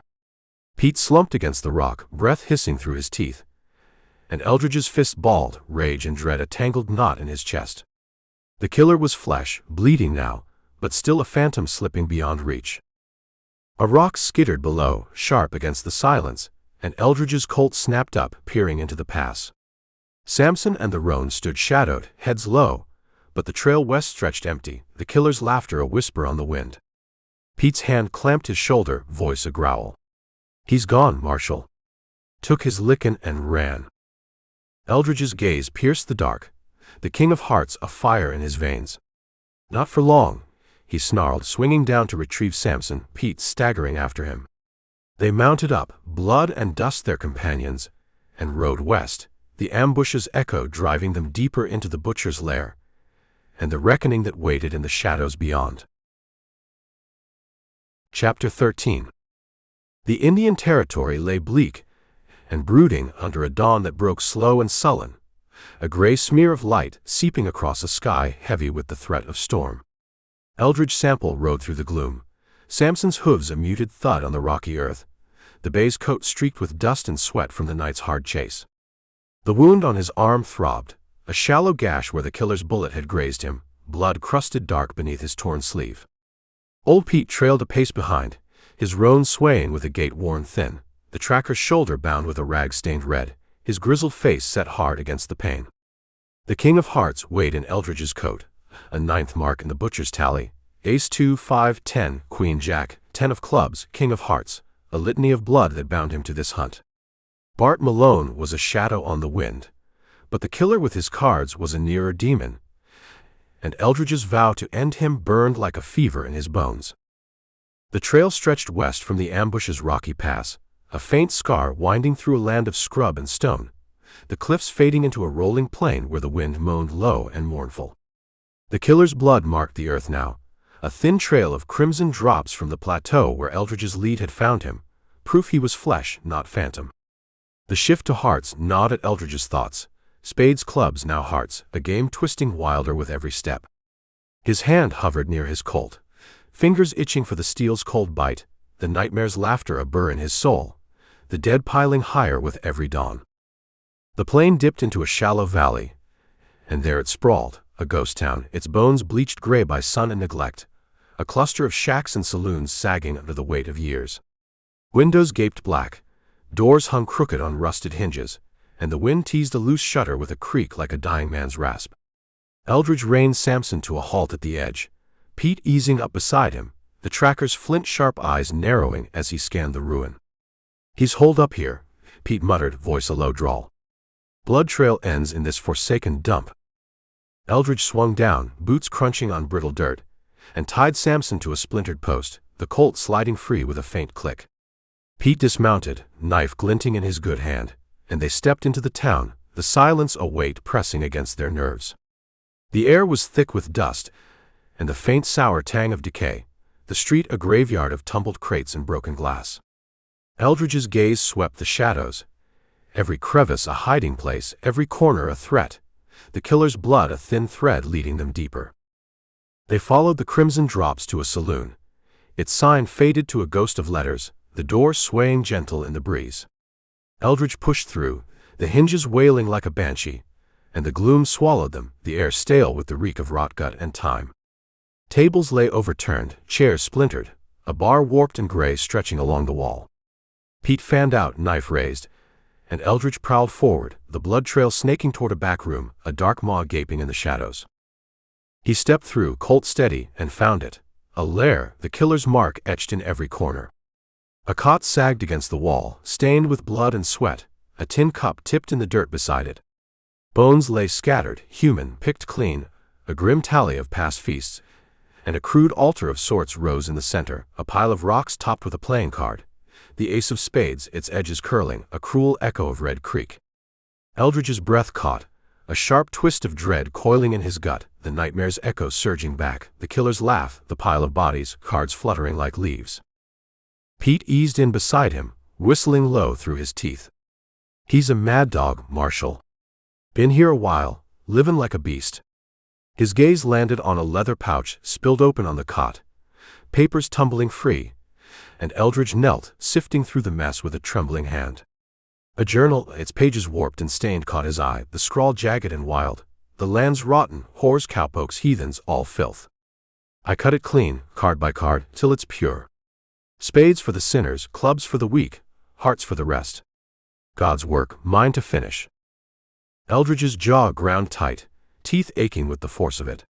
Jeremiah Cutter, a surgeon turned butcher, his twisted gospel laid bare, purifying the frontier, a slaughter masked as divine. 9 cards, 9 kills, a pattern now clear, and Eldridge was the fly in his web. He stood, the journal a weight in his hand, and peered west where a broken window framed the dusk, the trail stretching toward the horizon's crimson edge. Pete's hand clamped his arm, voice a growl. "He's bleedin', Marshal. Can't be far." A pebble skittered outside, sharp against the silence, and Eldridge's Colt snapped up, barrel glinting as he strode to the window. A shadow flickered, lean, black-clad, a silver band catching the moon's first rays, then vanished into the maze of shacks. "There." Eldridge snarled, lunging through the door, Pete staggering after him, the ghost town erupting into a chase. They plunged into the street, boots pounding dirt, the killer a phantom slipping between ruins, laughter trailing like a taunt. Eldridge fired, the Colt's bark echoing off the walls, but the figure darted west, a wounded beast running for the dark. The trail twisted, narrowing between sagging walls, and Eldridge rode the hunt, the king of hearts, a fire in his veins, driving him toward the butcher's lair, and the reckoning that waited in the shadows beyond. Chapter 14. The Indian Territory brooded under a sky gone dark and restless, a vast canopy of ink where stars flickered like the last breaths of a dying fire. Eldridge rode through the night, Samson's hooves a steady drumbeat on the cracked earth, the bay's breath steaming in the chill that seeped from the hollow ground. The wound on his arm pulsed, a dull ache beneath the crusted blood, but it was nothing to the fire in his chest.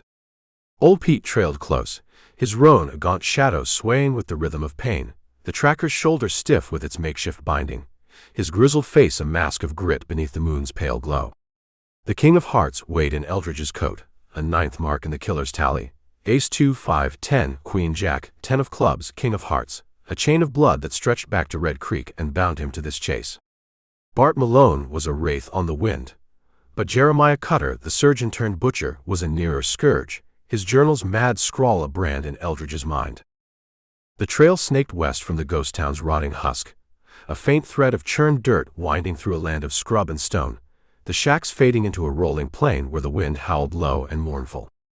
Cutter's blood marked the earth now, a thin trail of crimson drops from the saloon where Eldridge's lead had bitten, proof he was flesh not demon, flesh that bled and ran. The shift to hearts gnawed at Eldridge's thoughts, spades for sinners, clubs for the weak, hearts for the rest, a twisted gospel of slaughter, and his hand hovered near his Colt, fingers itching for the steel's cold bite, the nightmare's laughter a burr in his soul. The plain stretched bleak and endless, the air thick with sage and the faint sour tang of decay on the breeze. The trail dipped into a shallow ravine, its walls rising steep and jagged, shadows pooling deep as graves under the moon's slant. Eldridge reined Samson to a halt at the edge, Pete easing up beside him, the tracker's flint-sharp eyes narrowing as he peered into the gloom. "He's down there," Pete muttered, voice a low drawl, nodding at the blood drops glinting wet on the shale. "Wounded and cornered, meaner'n a rattler now." Eldridge swung down, boots crunching on brittle earth, and drew his Colt, its steel glinting faintly as he descended, Pete following with his knife gleaming in the dark. The ravine was a trap, narrow and twisting, the silence a weight pressing against their nerves, broken only by the wind's faint moan echoing off the stone. The blood trail led them deeper, a scarlet thread snaking through the rocks, and Eldridge's instinct flared, a prickle on his neck, the killer's unseen gaze boring into him. They rounded a bend, and there he stood, Jeremiah Cutter, a lean figure in a black duster, silver-banded hat tilted low, his frame hunched against the ravine's wall. Blood stained his shoulder, dark and wet, his right arm hanging limp, but his left hand gripped a blade, its edge gleaming wicked in the moonlight. His face was a mask of scars and madness, eyes glinting like a wolf's, lips curled in a snarl that bared yellow teeth. "You," he rasped, voice a jagged edge, "the fly in my web. God's work ain't yours to stop."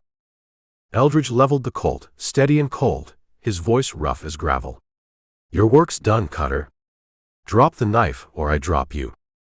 Cutter laughed, a sound like breaking glass, and lunged, blade flashing as he swung for Eldridge's throat.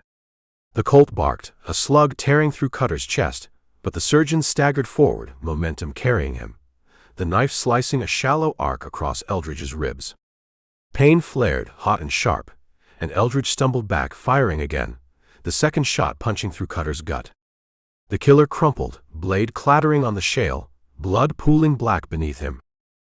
Pete surged in, knife raised, but Cutter was down, breath rattling wet in his chest, eyes still burning with a madman's fire. Eldridge knelt, Colt trained on the butcher's heart, and ripped the duster open, searching for the cards. A leather pouch spilled free, papers tumbling, more ravings, maps marked with X's, a tally of his kills. A card lay pinned to Cutter's chest with a bent nail, the ace of hearts, its edges curling, a cruel crown to his gospel. 10, Eldridge rasped, the tally searing his mind. 10 cards, 10 slaughters, the game laid bare in blood and lead. Pete cut a lock of Cutter's hair, voice a growl. "He's finished, Marshal. Mad Dog's down." Cutter's lips twitched, a final snarl. "Not finished," he wheezed, blood bubbling at his mouth. "More to cleanse." His eyes glazed, head lolling back, and the ravine went still, the wind swallowing his last breath. Eldridge stood, ribs aching, the ace of hearts a weight in his hand. The killer was flesh, bleeding and broken, but his words lingered, a threat, a promise of more shadows in the dark. Pete's gaze flicked to the maps, voice low. "He ain't alone, Marshal. These marks, someone's waitin'." Eldridge's jaw ground tight, teeth aching with the force of it. He swung onto Samson, Pete staggering after him, and they rode west, the ravine's gloom fading behind them. The trail stretched into the night, the ace of hearts a fire in his veins, driving him toward the unknown, and the reckoning that waited in the shadows beyond Cutter's grave. A coyote howled, sharp and wild, and Eldridge pressed on, a lone hunter in a land that offered no mercy, the surgeon's blade a ghost at his back. Chapter 15. The Indian Territory sprawled raw and relentless beneath a sky gone sullen with the weight of dawn, a gray veil pierced by the sun's first jagged rays, casting long shadows over a land of dust and stone. Marshal Sample rode through the morning's chill, Samson's hooves a steady thud on the cracked earth, the bay's breath steaming in the air, his coat matted with the grit of a hard night's ride. The gash across his ribs throbbed, a sharp sting beneath the blood-crusted shirt, but it was a faint echo to the fire in his chest. Old Pete trailed close, his roan a lean shadow swaying with the rhythm of exhaustion, the tracker's shoulder stiff with its rag binding, his grizzled face etched with the strain of Cutter's fall. The ace of hearts weighed in Eldridge's coat, a 10th mark in the butcher's tally, ace 2 5 10, queen jack, 10 of clubs, king of hearts, ace of hearts, a chain of blood that stretched from Red Creek to the ravine's grim end.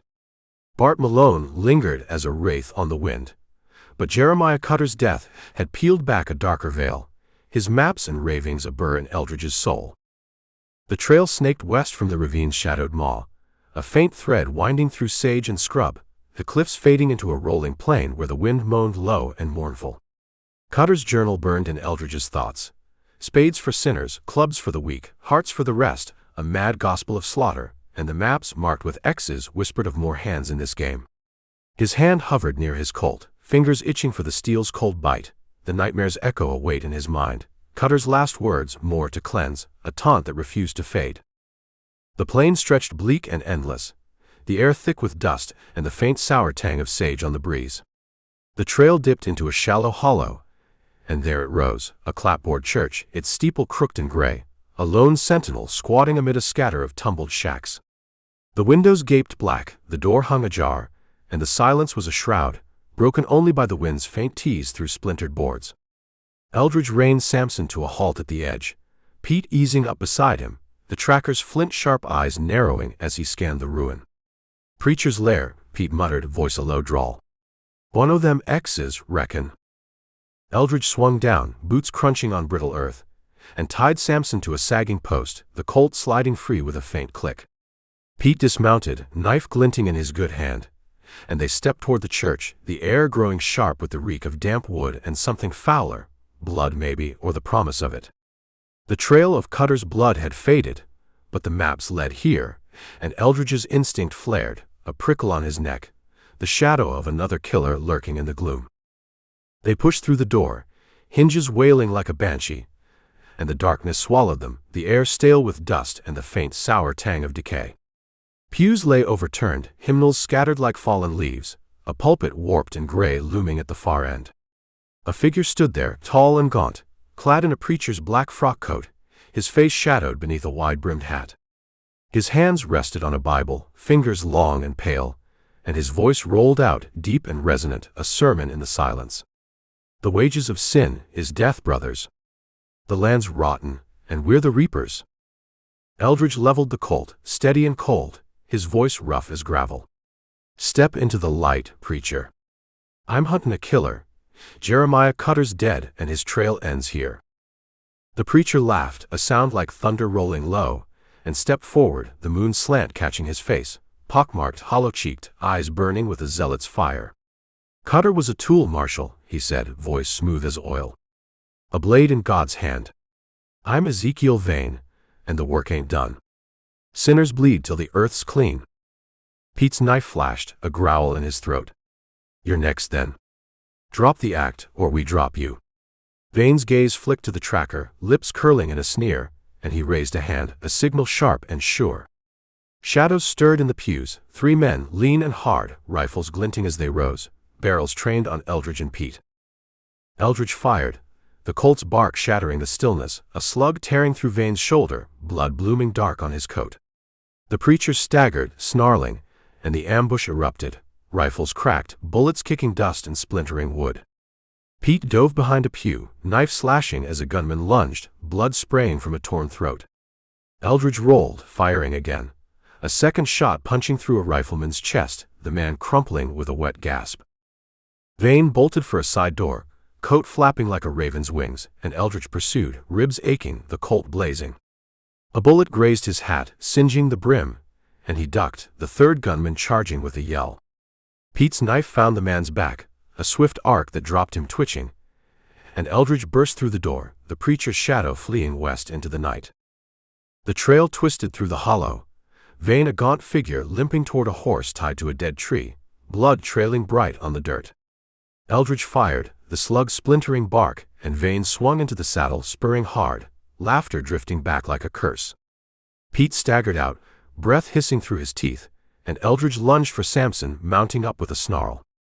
They rode west, the church's ruin fading behind them, the ace of hearts afire in Eldridge's veins. Vane was flesh, bleeding now, but his words echoed Cutter's, more to come, a reaper's gospel unbound. The trail stretched into the dark, the preacher's shadow a taunt, driving them deeper into the wild, and the reckoning that waited in its blood-soaked depths. Chapter 16. The Indian Territory stretched wild and unyielding beneath a sky gone dark with the weight of night, a vast dome of ink where the moon hung low, a crooked scar casting pale light over a land of dust and jagged stone.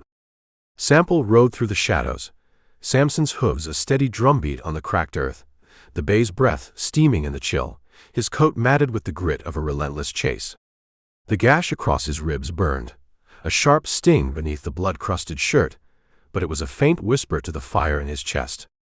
Old Pete trailed close, his roan a gaunt silhouette swaying with the rhythm of exhaustion, the tracker's shoulder stiff with its blood-soaked rag, his grizzled face a mask of resolve beneath the moon's slant.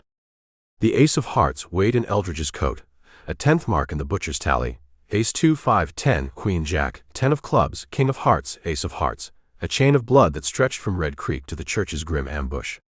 Bart Malone lingered as a wraith on the wind. But Ezekiel Vane, the preacher with his Reaper's gospel, was a nearer scourge, and Eldridge's vow to end him burned like a coal in his bones. The trail snaked west from the clapboard church's ruin, a faint thread of churned dirt winding through sage and scrub, the hollow fading into a rolling plain where the wind howled low and mournful. Vane's blood marked the earth now, a thin trail of crimson drops from the pulpit where Eldridge's lead had bitten, proof he was flesh, not phantom, flesh that bled and fled. The preacher's words gnawed at Eldridge's thoughts. Sinners bleed till the earth's clean, a twisted echo of Cutter's madness, and the maps in his mind whispered of more shadows in this game. His hand hovered near his Colt, fingers itching for the steel's cold bite, the nightmare's echo await in his soul, the dead piling higher with every dawn.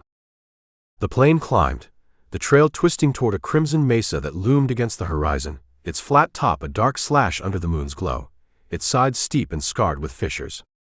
The air grew sharp, dust mingling with the faint sour tang of sage on the breeze, and Eldridge reined Samson to a halt at the base, Pete easing up beside him, the tracker's flint-sharp eyes narrowing as he scanned the heights. "He's up there," Pete muttered, voice a low drawl, nodding at the blood drops glinting wet on the shale. "Wounded and cornered, mean as a cornered wolf now." Eldridge swung down, boots crunching on brittle earth, and tied Samson to a gnarled juniper, the Colt sliding free with a faint click. Pete dismounted, knife glinting in his good hand, and they climbed, the mesa's slope a treacherous sprawl of loose rock and scrub. The silence was a weight, pressing against their nerves, broken only by the wind's faint moan echoing off the stone. The blood trail led them higher, a scarlet thread snaking through the rocks, and Eldridge's instinct flared, a prickle on his neck, the preacher's unseen gaze boring into him.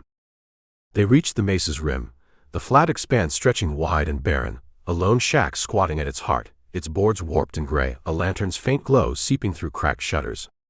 Eldridge crept forward, Colt steady, Pete fanning out with his knife raised, the air thick with the reek of damp wood and blood. The blood trail ended at the shack's door, and Eldridge kicked it open, hinges wailing like a banshee, the gloom swallowing them as they stepped inside. Ezekiel Vane stood there tall and gaunt, his black frock coat stained dark with blood from his shoulder, his hat gone revealing a scalp hawked and pale. His eyes burned with a zealot's fire, lips curled in a sneer, a butcher's knife gleaming in his hand. A table lay beside him strewn with papers, maps, sermons, a tally of kills, and a card pinned to the wood with a bent nail, the 2 of hearts, its edges curling, a cruel mark in his gospel. "You're late, Marshal," Vane rasped, voice a jagged edge. "The reaping's begun. God's will don't bend for your lead." Eldridge leveled the Colt, steady and cold, his voice rough as gravel. "Your will's done, Vane. Drop the blade, or I drop you." Vane laughed, a sound like thunder rolling low, and lunged, knife flashing as he swung for Eldridge's throat. The Colt barked, a slug tearing through Vane's chest, blood blooming dark, but the preacher staggered forward, blade slashing a shallow arc across Eldridge's arm.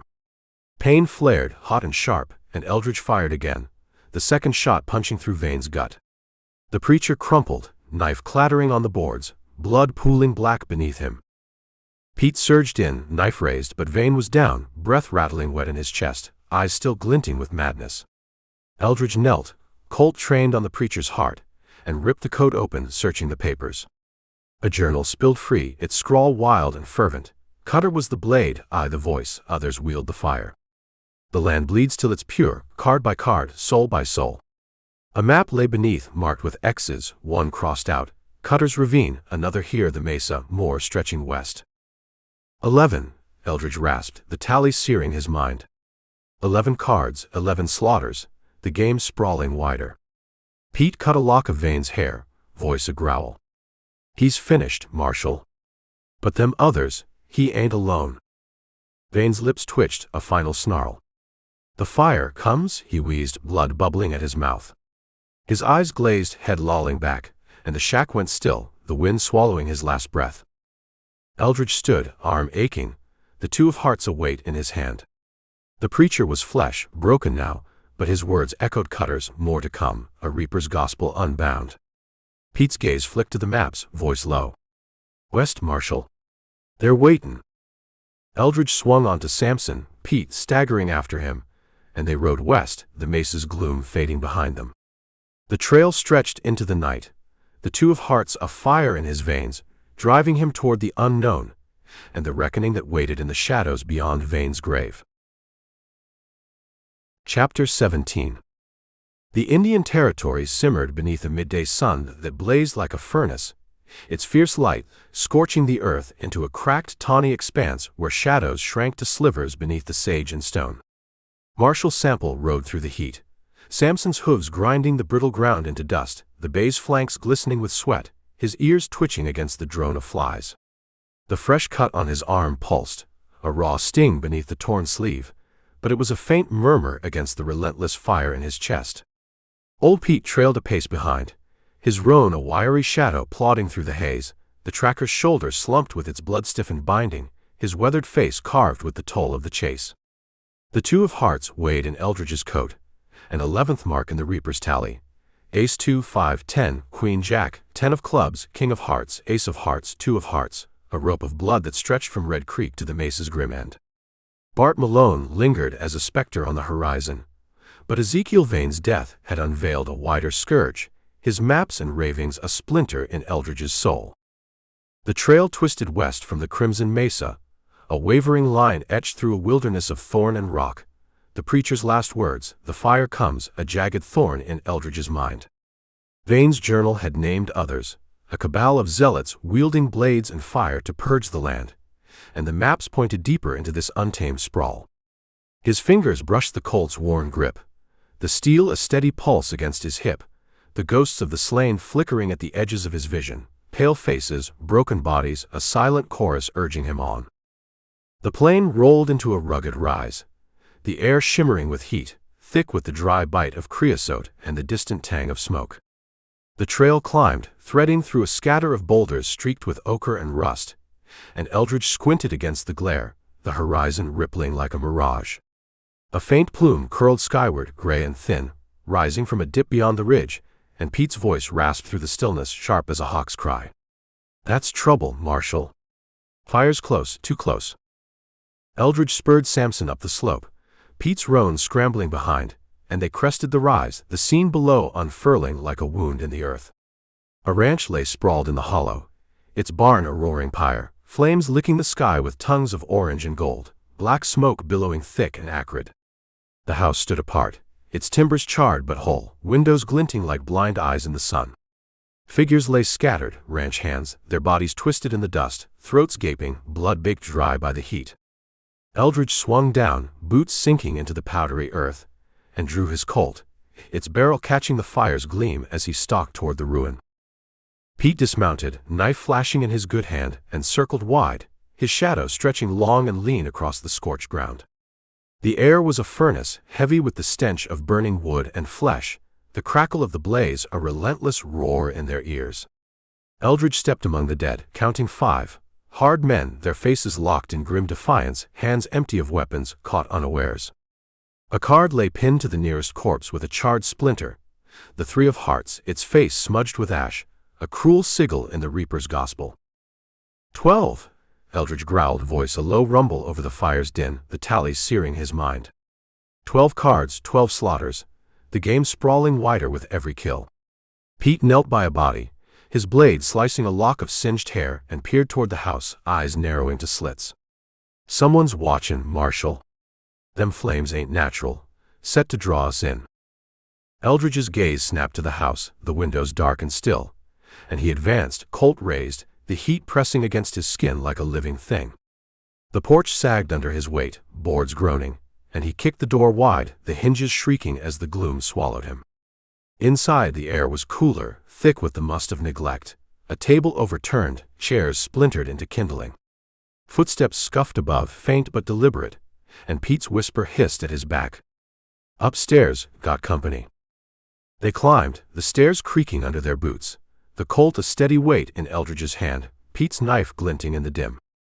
The landing opened to a hall, doors ajar, and a figure loomed at the far end, tall, broad-shouldered, clad in a soot-streaked coat, a torch flickering in his grip. His face was a slab of scars and beard, eyes glinting with a fanatic's zeal, voice booming like a drum. The fire cleanses, lawman. You're too late. The judgment's begun. Eldridge fired, the Colt's roar splitting the silence, a slug tearing through the man's thigh, blood spraying dark on the floor. The torch dropped, flames licking at the boards, and the figure lunged, a hatchet flashing in his hand.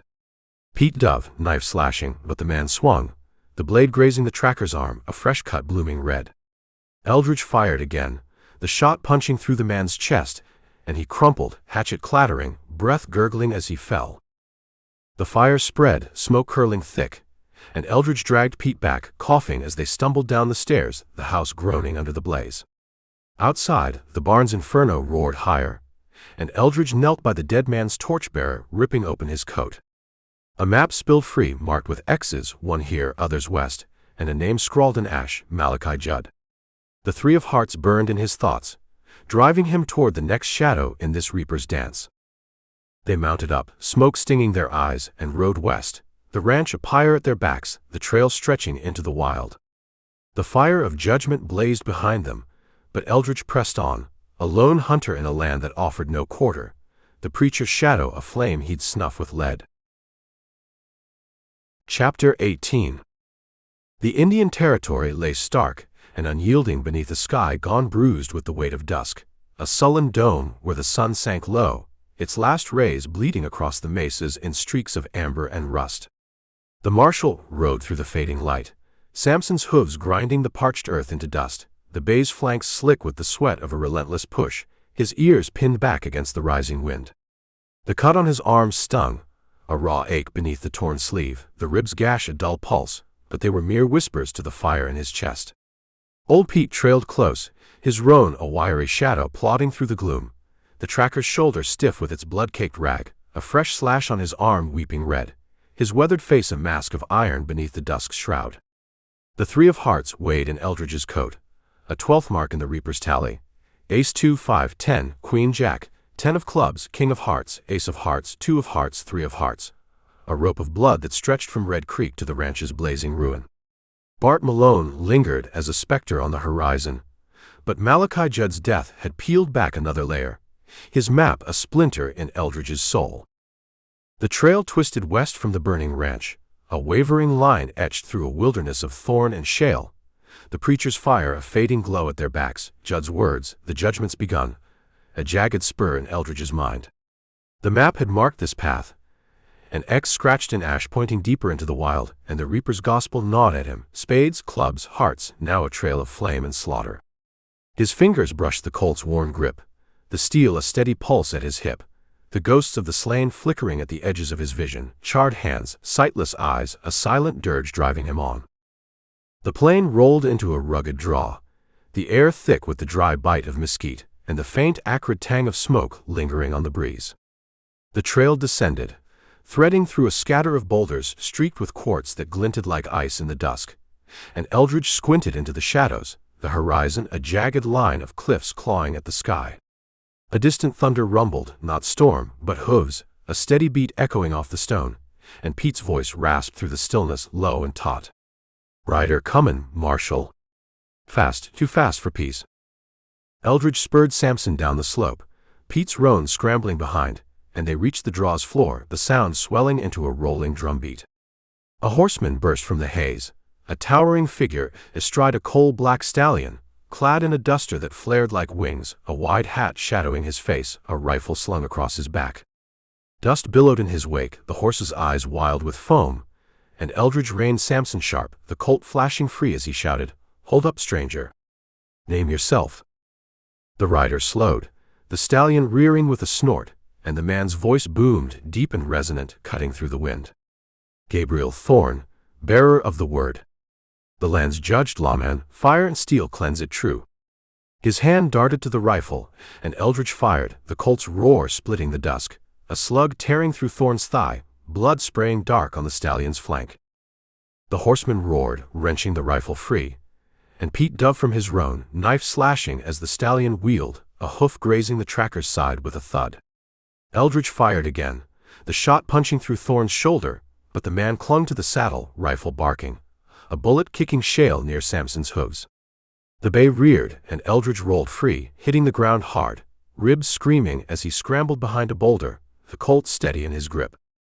Thorn spurred the stallion, charging west, blood trailing bright on the dust, and Pete lunged, knife sinking into the horse's haunch, a bellow echoing as the beast stumbled. Eldridge fired a third time, the slug grazing Thorn's hat, knocking it free to reveal a face broad and scarred, eyes blazing with a fanatic's zeal. The horseman wheeled, rifle blazing, and Pete grunted, a bullet tearing through his leg, blood blooming dark as he fell. Eldridge surged up, colt barking, a fourth shot punching through Thorn's chest, and the rider slumped, the stallion bolting free, dragging its master's limp form a dozen yards before he slid loose, dust settling over him like a shroud. Eldridge staggered forward, breath burning in his chest, and Pete crawled to his knees, knife dripping red, voice a growl. "Got the bastard, Marshal. Damn near took us with him." Eldridge knelt by Thorn, ripping the duster open, the colt trained on the horseman's heart. Blood pooled beneath him, breath rattling wet, and a card lay pinned to his chest with a bent nail, the Four of Hearts, its face stark against the crimson stain, a cruel sigil in the Reaper's dance. A map spilled from his coat, marked with X's, one here, others west, and a name scratched in soot, Gabriel Thorn. 13, Eldridge rasped, the tally searing his mind. 13 cards, 13 slaughters, the game sprawling wider with every kill. Thorn's eyes flickered, a final glare. "The word spreads," he wheezed, blood bubbling at his lips, and went still, the draw falling silent but for the wind's low moan. Eldridge stood, ribs aching, the Four of Hearts a weight in his hand. The horseman was flesh, broken now, but his words echoed veins, more to come, a Reaper's gospel unbound. Pete limped up, leg bleeding, and Eldridge swung onto Samson, helping the tracker mount the roan. They rode west, the draw's dust settling behind them, the trail stretching into the night, the Four of Hearts a fire in his veins, driving him toward the next shadow, and the reckoning that waited in the wild's unforgiving depths. Chapter 19. The Indian Territory stretched vast and merciless beneath a sky gone pale with the weight of dawn, a thin wash of light spilling over a land of jagged ridges and sun-bleached scrub where the wind carved hollows in the dust. Marshal Sample rode through the morning's bite, Samson's hooves a steady crunch on the brittle earth, the bay's coat streaked with the grime of a night's hard chase, his breath puffing white in the chill. The cut on his arm throbbed, a sharp nag beneath the torn sleeve, his ribs a dull ache with every sway, but they were mere echoes to the fire in his chest. Old Pete trailed a pace behind, his roan a lean shadow limping through the haze, the tracker's shoulder stiff with its blood-crusted rag, a fresh wound on his leg weeping red, his weathered face a mask of grit beneath the rising sun. The Four of Hearts weighed in Eldridge's coat, a 13th mark in the Reaper's tally. Ace 2 5 10 Queen Jack 10 of clubs, King of Hearts, Ace of Hearts, 2 of Hearts, 3 of Hearts, 4 of Hearts. A noose of blood that stretched from Red Creek to the horseman's dust-choked end. Bart Malone lingered as a wraith on the horizon, but Gabriel Thorn's fall had deepened the hunt, his map a splinter in Eldridge's soul. The trail twisted west from the draw's grim ambush, a faint line snaking through a wilderness of thorn and shale. Thorn's last gasp, the word spreads, a jagged burr in Eldridge's mind. The map, marked with X's and names, Jeremiah Cutter, Ezekiel Vane, Malachi Judd, Gabriel Thorn, whispered of a cabal unbound, a gospel of slaughter weaving through the wild. His fingers brushed the colt's worn grip, the steel a steady pulse at his hip, the ghosts of the slain flickering at the edges of his vision, blackened bones, slashed throats, a silent chorus urging him on. The plain rolled into a rugged bluff, the air thick with the dry snap of sagebrush and the faint metallic tang of stone baking in the sun. The trail climbed, threading through a scatter of boulders streaked with veins of copper that glinted like fresh blood, and Eldridge squinted against the glare, the horizon a jagged spine of cliffs clawing at the sky. Pete's voice rasped through the stillness, low and strained. "We're bleeding too much, Marshal. Need a breather, for we're buzzard bait." Eldridge reined Samson to a halt beneath a slab of overhanging rock, its shadow a cool refuge from the sun's lash, and swung down, boots sinking into the powdery earth. Pete dismounted, grunting as his leg buckled, and slumped against the stone, knife glinting as he tore a strip from his shirt to bind the wound. Eldridge tethered Samson to a twisted juniper, the bay snorting at the dust, and pulled Thorn's map from his coat, spreading it across the rock's flat face, its edges curling in the dry air. The paper was a patchwork of stains, blood, ash, sweat, its lines drawn in a trembling hand, X's marking kills from Red Creek to the draw, names scrawled beside each: Cutter, Vane, Judd, Thorne. But one X stood apart, circled in red ink, deep in the western wilds, labeled, a secret buried in the sprawl. Eldridge traced it with a calloused finger, the two of hearts await beside it, and Pete leaned in, squinting through the haze. That's the head, Marshal. The rest were branches, this one's the root.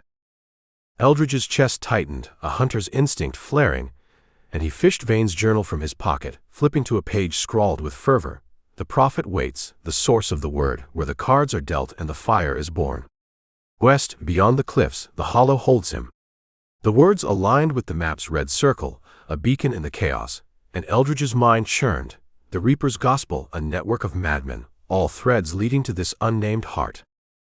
A shadow flickered above, swift and silent, and Eldridge's Colt flashed free, barrel glinting as he scanned the bluff's rim. A hawk wheeled high, its cry a thin wail, and Pete's knife steadied, breath hissing through his teeth. Just a bird, he muttered, but Eldridge's gaze lingered, the prickle on his neck a whisper of danger past or yet to come. He folded the map, the red X a brand in his thoughts, and swung onto Samson, Pete hauling himself up with a grimace, the roan trembling beneath him. They rode west, the bluff's shadow stretching long and lean across the earth, the trail snaking through a maze of gullies where the sun baked the rocks to a dull sheen. The air grew taut, the faint drone of insects rising with the heat, and Eldridge's eyes pierced the distance, the cliffs ahead a wall of rust and gray, their peaks shrouded in a haze that promised rain or ruin. The four of hearts burned in his veins, driving him toward the hollow, the prophet's lair a specter on the horizon. The trail dipped into a dry wash, its banks steep and crumbling, and a glint caught Eldridge's eye, a tin can dented and fresh, tossed in the scrub. He reined Samson sharp, peering at the ground, footprints faint but deep, leading west toward the cliffs. Pete's voice growled low, a hunter's edge. Someone's been here, Marshal. Recent, too recent. Eldridge's hand tightened on the Colt, the map's secret a fire in his soul, and he spurred Samson forward, Pete's roan scrambling behind. The wash twisted, narrowing to a slit, and the cliffs loomed closer, their shadows swallowing the sun's last rays. The trail stretched into the wild, the red X a beacon pulling them deeper, and Eldridge rode on, a lone hunter in a land that offered no mercy, the prophet's shadow a riddle he'd unravel with lead or blood. Chapter 20. The Indian Territory lay gaunt and unyielding beneath a sky gone heavy with the threat of dusk, a brooding vault where the sun dipped low, its last light spilling across the cliffs in a wash of molten bronze and shadow. Sample rode through the fading day, Samson's hooves a steady crunch on the shale-strewn earth, the bay's coat streaked with the dust of a relentless trek, his breath a faint plume in the cooling air. The cut on his arm pulsed, a sharp twinge beneath the torn sleeve, his ribs a dull ache with every jolt, but they were mere murmurs to the fire in his chest. Old Pete trailed close, his roan a wiry shadow limping through the gloom, the tracker's shoulder stiff with its blood-hardened rag, his leg wound weeping fresh red, his weathered face a mask of resolve beneath the dusk's pall. The four of hearts weighed in Eldridge's coat, a 13th mark in the Reaper's tally, Ace 2, 5, 10, Queen Jack, 10 of clubs, King of hearts, Ace of hearts, 2 of hearts, 3 of hearts, 4 of hearts, a noose of blood that stretched from Red Creek to the wash's faint trail. Bart Malone lingered as a specter on the horizon, but the prophet's shadow loomed nearer, the map's red X a splinter in Eldridge's soul. The trail twisted west from the dry wash, a faint scar threading through a wilderness of jagged rock and thorn, the cliffs ahead rising like a fortress of rust and gray, their peaks shrouded in a haze that whispered of storm. Vane's journal burned in Eldridge's thoughts. The prophet waits where the cards are dealt and the fire is born, the red X a beacon in the chaos, the hollow its heart. His fingers brushed the Colt's worn grip, the steel a steady pulse at his hip, the ghosts of the slain flickering at the edges of his vision, smoldering flesh, shattered lives, a silent hymn driving him on. The cliffs drew close, the trail climbing a narrow pass where the rocks squeezed tight, their surfaces veined with quartz that caught the dusk's glow like frozen lightning. The air grew taut, thick with the dry snap of scrub and a faint earthy tang rising from the stone, and Eldridge squinted into the shadows, the hollow's breath a whisper on the wind. Pete's voice rasped through the stillness, low and taut. "We're walkin' into his den, Marshal. That X ain't far, feel it in my bones." Eldridge reined Samson to a halt at the pass's mouth, peering down into a sunken basin, its floor a sprawl of cracked earth ringed by cliffs, a dark maw at its center, a cave, its entrance framed by jagged stone like the jaws of some ancient beast. The red X matched this place, the hollow's breath a chill that prickled his neck, and he swung down, boots sinking into the shale, the colt sliding free with a faint click. Pete dismounted, grunting as his leg buckled, and tethered the roan to a gnarled root, knife glinting in his good hand as he limped forward. They descended, the slope a treacherous slide of loose rock and dust, the silence a weight pressing against their nerves, broken only by the wind's low moan curling through the cliffs. The cave loomed nearer, its mouth a black void swallowing the dusk's last rays, and Eldridge's instinct flared. The prophet was here, the source of the Reaper's gospel, his shadow a pulse in the dark. The air thickened, the faint tang of smoke and iron seeping from the hollow, and Pete's breath hissed sharp, a hunter's edge. "Something's burnin', Marshal." "He's waitin'." Eldridge stepped into the cave, pistol raised, the gloom wrapping around him like a shroud, the walls slick with damp and streaked with soot. Pete followed, knife steady, and the passage narrowed, twisting deep into the earth, the air growing warm and heavy with the reek of charred wood and blood.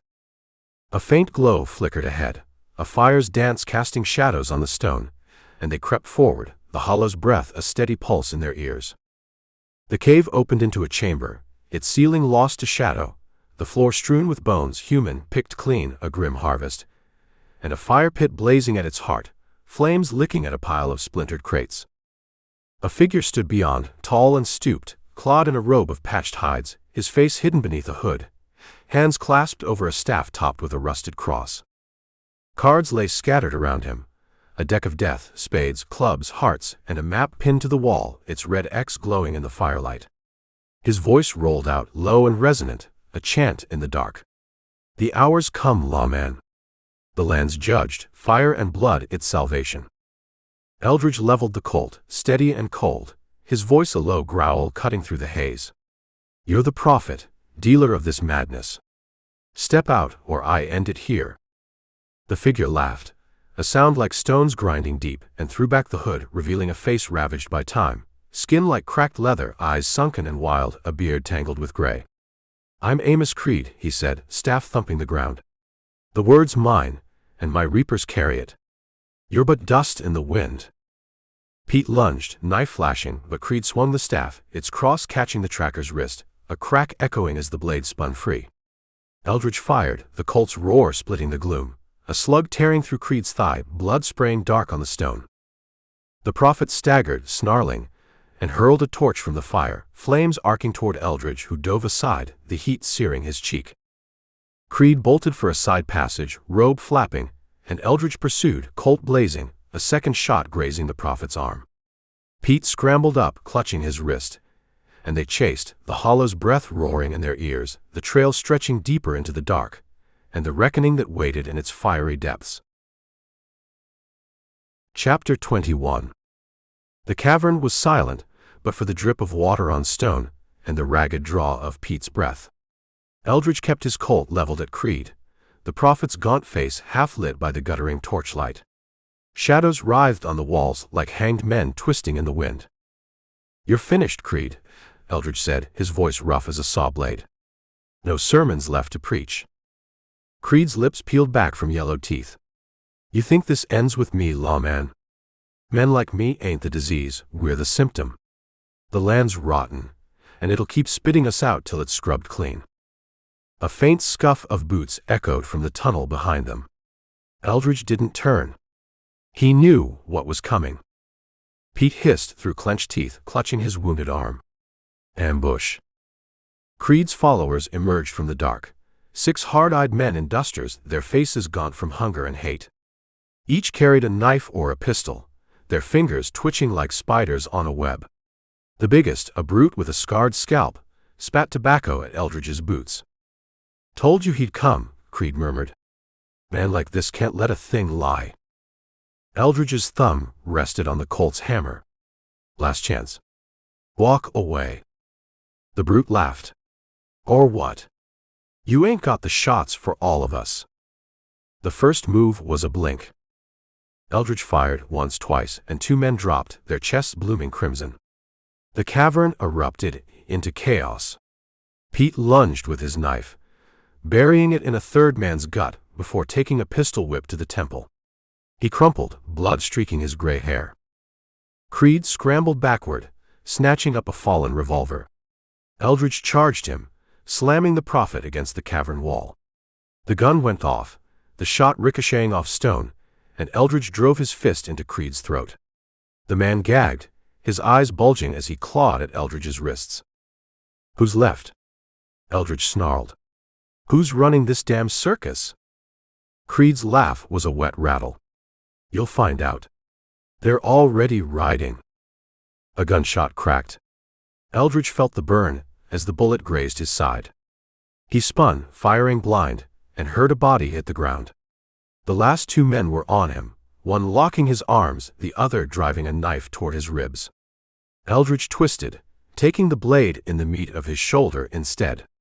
He roared, driving his elbow into the man's nose, feeling cartilage crunch.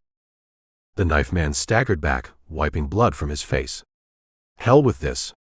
He raised his pistol. Click. Empty. Eldridge didn't hesitate. His Colt bucked once, and the man's head snapped back. The final attacker bolted for the tunnel. Eldridge let him go. His lungs burned, his vision swimming with pain and adrenaline. Pete groaned, pushing himself up on one elbow. "Christ, Sample. You look like hell." Eldridge spat blood. "Ain't there yet." Creed was still breathing, slumped against the wall, his fingers pressed to the hole in his gut. His lips moved, whispering something Eldridge had to lean close to hear. "The dealer holds the cards, and you're playing his hand." Then the light left his eyes. Eldridge stood, reloading methodically. The cavern stank of gunpowder and copper. Outside, the wind howled like a thing alive. Pete dragged himself upright. What now? Eldridge stared into the dark mouth of the tunnel. Now we find out who's dealing. Chapter 22. The wind cut across the mesa like a straight razor, whipping dust into Eldridge's eyes as he kneeled beside the body. The boy couldn't have been more than 12, throat slit ear to ear, his small hands still clutching the rabbit snares he'd been setting when they took him. A playing card fluttered against his chest, pinned there with a rusted railroad spike. "The 6 of hearts," Pete muttered, spitting tobacco juice onto the parched earth. "Same as the others." Eldridge's knuckles whitened around the boy's collar. The fabric was still damp with blood. "They're less than a day ahead." A shadow moved at the edge of his vision. He drew and fired in one motion, the Colt's report cracking across the canyon. A man screamed as the bullet tore through his thigh, sending him tumbling from the rocks. "Christ almighty," the man howled, clutching his leg. "I ain't one of them." Eldridge stalked forward, kicking the man's rifle away. The stranger wore a threadbare preacher's coat gone gray with trail dust, his face pockmarked from smallpox. "Then why you skulking in them rocks?" "Same reason you are," the preacher gasped. "Running from them, devil's what killed the boy." Pete limped up beside them, his knife already out. "What did you see?" The preacher's eyes darted between them like a cornered animal. "Riders came through before dawn. 6, maybe 7. Led by a big fella with a silver ring through his nose. They strung up the Miller family down at the creek before moving on." Eldridge's gut twisted. The Millers ran the way station near Black Canyon. "They take prisoners?" "Just the girl. Rest they." The preacher made a cutting motion across his throat. "Left cards on everyone. Like they was keeping score." The wind moaned through the canyon, carrying the faint stench of burning wood. Eldridge hauled the preacher to his feet. "You're coming with us." "I ain't." The Colt's barrel against his temple silenced him. "Either you ride with us to identify these men, or I leave you here with that leg wound. Buzzards'll pick you clean before sundown." The preacher swallowed hard. "Name's Josiah. I'll ride." They found the Miller place burning. The sod roof collapsed inward like a dying man's chest. 3 bodies swung from the cottonwood out front, Old Man Miller and his boys, their boot toes scraping patterns in the dirt. The cards pinned to their chests fluttered in the heat-warped air, the 7, 8, and 9 of spades. Pete cut them down while Josiah retched in the bushes. Eldridge kicked through the smoldering ruins until he found what he feared, small footprints leading to the corral, then disappearing into hoof-churned earth. "They took Lizzie," he said, voice tight. "Why take just her?" Josiah wiped his mouth. "The ringleader. He kept talking about cleansing the bloodline. Said they needed fresh stock." Eldridge's blood ran cold.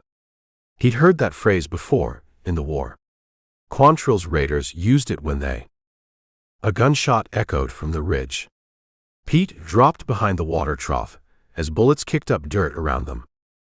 Ambush. Eldridge dragged Josiah behind the well as lead peppered the burning timbers.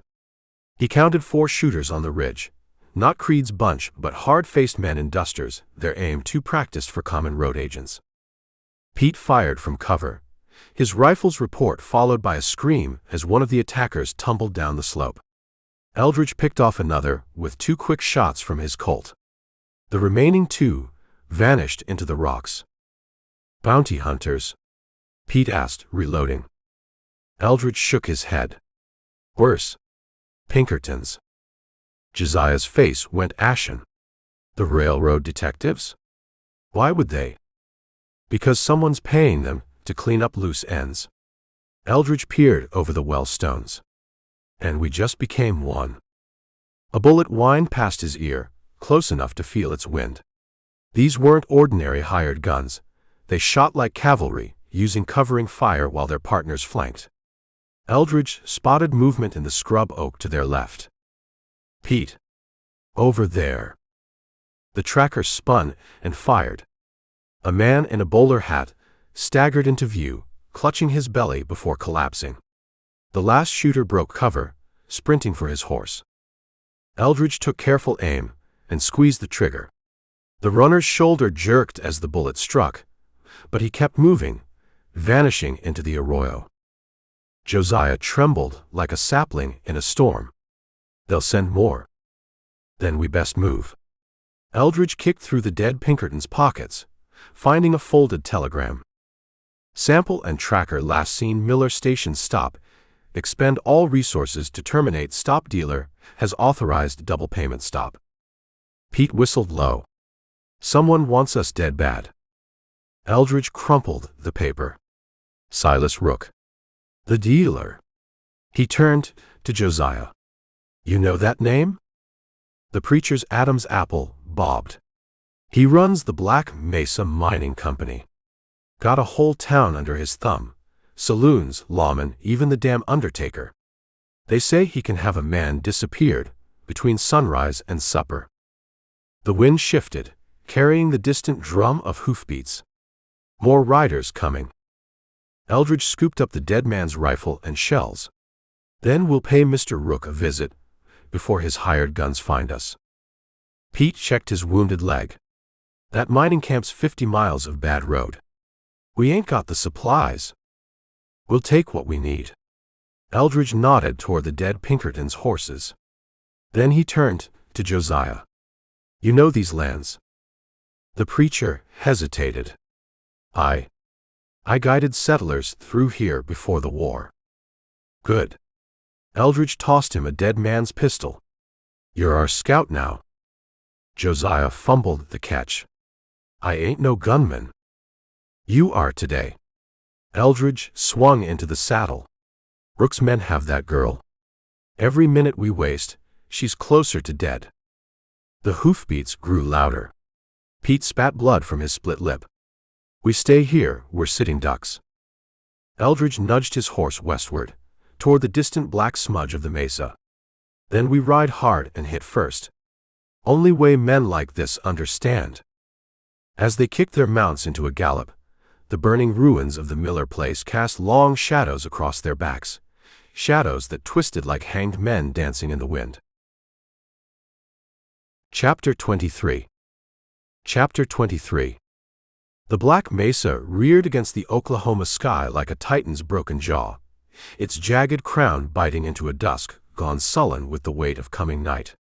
Eldridge Sample crouched behind a boulder scoured raw by wind and time, his ribs a throbbing ache where a Pinkerton's bullet had kissed the flesh days before. The cut on his arm pulsed beneath a crust of dried blood, his duster stiff with trail dust and sweat, but his eyes burned with a hunter's fire, sharp as flint beneath the brim of his battered Stetson. Beside him, old Pete Dawson spat a dark stream of tobacco juice into the parched earth, his leg wound seeping red through a rag knotted tight, his weathered face a map of grit and pain. Josiah, the trembling preacher, huddled low, his pockmarked cheeks slick with sweat, eyes darting like a rabbit's under the shadow of the mesa's looming bulk. The mining camp sprawled across the mesa's flat crown, a festering sore of clapboard shacks and canvas tents stitched together by greed. Lanterns flickered in the gloaming, their jaundiced glow casting long, twisting shadows from the company store's warped timbers and the rusted ore crusher that squatted at the camp's heart like a mechanical beast. Men moved among the tents, 30 at least, hard-faced killers with the lean, hungry look of wolves, their rifles slung low, boots kicking up dust that hung thick in the cooling air. The faint reek of opium smoke curled on the breeze, mingling with the tang of sweat and gunpowder, a devil's perfume that set Eldridge's nerves alight. "They got the girl in there," Eldridge muttered, voice rough as gravel, squinting through the haze at the camp's pulsing glow. Lizzie Miller's scream still echoed in his skull, a raw wound from the burning ruin of her family's way station. The 4 of hearts weighed heavy in his coat, a 13th card and a tally of blood that stretched from Red Creek's muddy streets to the horseman's dust-choked end. Bart Malone was a specter on the wind, but Silas Rook, the dealer, puppeteer of this opium empire, was a nearer plague, and Eldridge meant to cut him down. Josiah wiped his mouth with a trembling hand, his preacher's coat threadbare and gray as the dusk. "That's Rook's lair," he whispered, voice thin as a reed. "They say he keeps an army. Lawmen, gun hands, even the undertaker dances to his tune." His eyes widened, fear pooling in their depths. "We're 3 against a legion, Marshal. It's madness." Pete grunted, his rifle resting across his knees, fingers steady despite the blood seeping from his leg. "Army or not, we ain't leaving that girl to rot."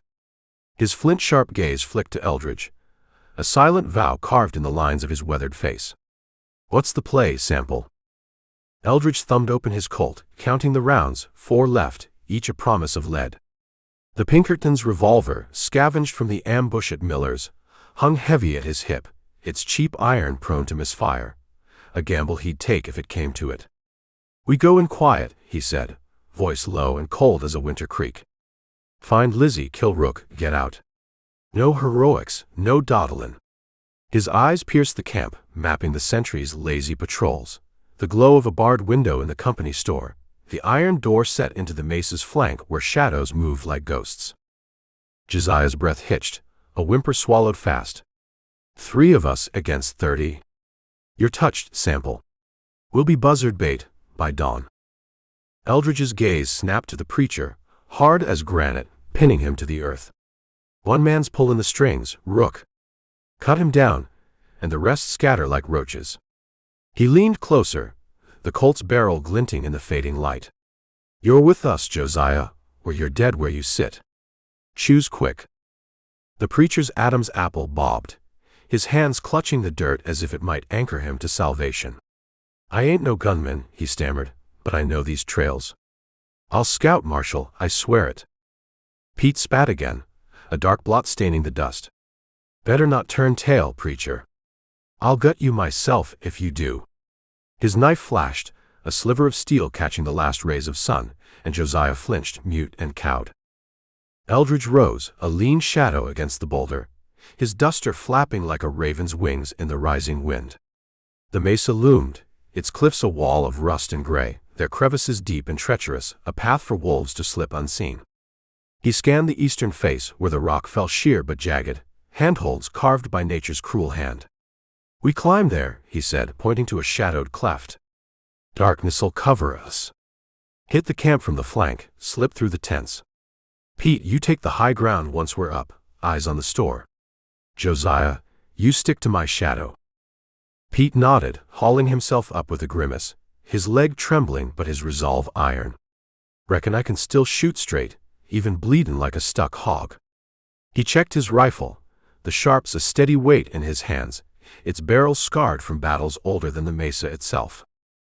The wind howled low, a mournful dirge curling through the scrub, carrying the distant clatter of a tin can kicked by a careless boot. Eldridge's hand tightened on the Colt, the steel a cold pulse at his hip, the ghosts of the slain flickering at the edges of his vision, Lila's slashed throat, the native girl's broken stare, the Miller boys swinging from a cottonwood.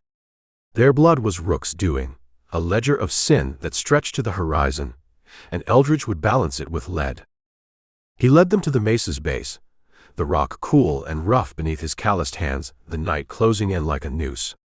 The climb was a gamble, each pull a stab of pain in his ribs, the wound reopening with a warm seep of blood.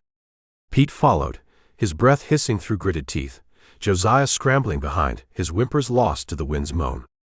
The mesa's crown loomed closer, a battlefield waiting, its lanterns winking like the eyes of a beast roused from slumber. A sentry's shadow flickered above, the glow of a cigarette bobbing in the dark. Eldridge froze, pressing flat against the stone, his Colt raised, its barrel a glint of retribution. The man leaned against a boulder, whiskey bottle clinking, oblivious to the wolves scaling his lair. Eldridge's lips curled, a hunter's snarl.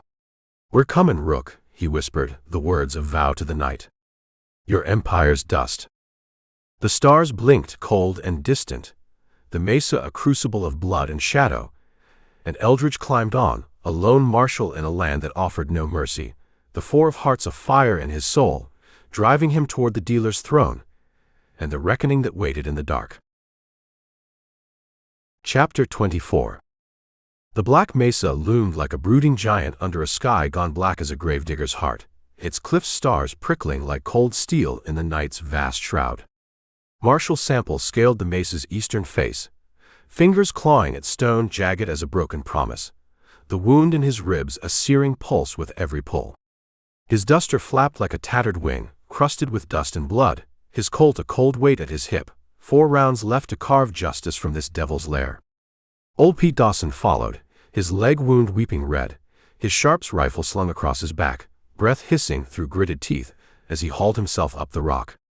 Josiah, the trembling preacher, scrambled behind, his preacher's coat snagging on thorns, his whimpers swallowed by the wind's low moan, a banshee's dirge curling through the scrub. The camp above pulsed with lantern light, a festering wound of tents and shacks sprawled around the rusted ore crusher, its iron bulk squatting like a beast roused from slumber. The air was thick with opium smoke, cloying and sour, mingling with the reek of sweat and gunpowder, a miasma that twisted Eldridge's gut. 30 gun hands prowled the shadows, their rifles glinting, boots kicking up dust that hung like a shroud. Lizzie Miller was in there, her scream a raw echo from the Miller place, and Silas Rook, the dealer, puppeteer of this blood-soaked empire, was the key to her freedom. The 4 of hearts burned in Eldridge's coat, a 13th card in a tally of slaughter, and he'd add Rook's name to the ledger with lead. They crested the mesa, bellies pressed to the earth, the camp's glow a taunt in the dark. Pete froze, pointing to 2 sentries leaning against boulders, their cigarettes bobbing like fireflies, a whiskey bottle clinking in the stillness. Eldridge palmed his knife, its blade a sliver of moonlight. "I'll take the left," he growled, voice rough as shale, and they moved like wraiths, shadows among shadows. His blade punched up under the first man's ribs, a gasp lost to the desert wind, blood hot on his hand. A wet gurgle sounded behind, Pete's knife slashing the second man's throat, the body slumping silent as a stone. "Amateurs," Pete muttered, wiping his blade, his eyes flint-sharp despite the pain carving lines in his weathered face. Rook's scrapping the barrel. The camp stank, a devil's brew of opium and despair. The company store loomed, its windows barred, 2 gunmen lounging on the porch, their laughter coarse as gravel. Beyond, a fenced compound held gaunt figures shuffling in the dark, their chains clinking, conscripted souls worked to death in Rook's mines.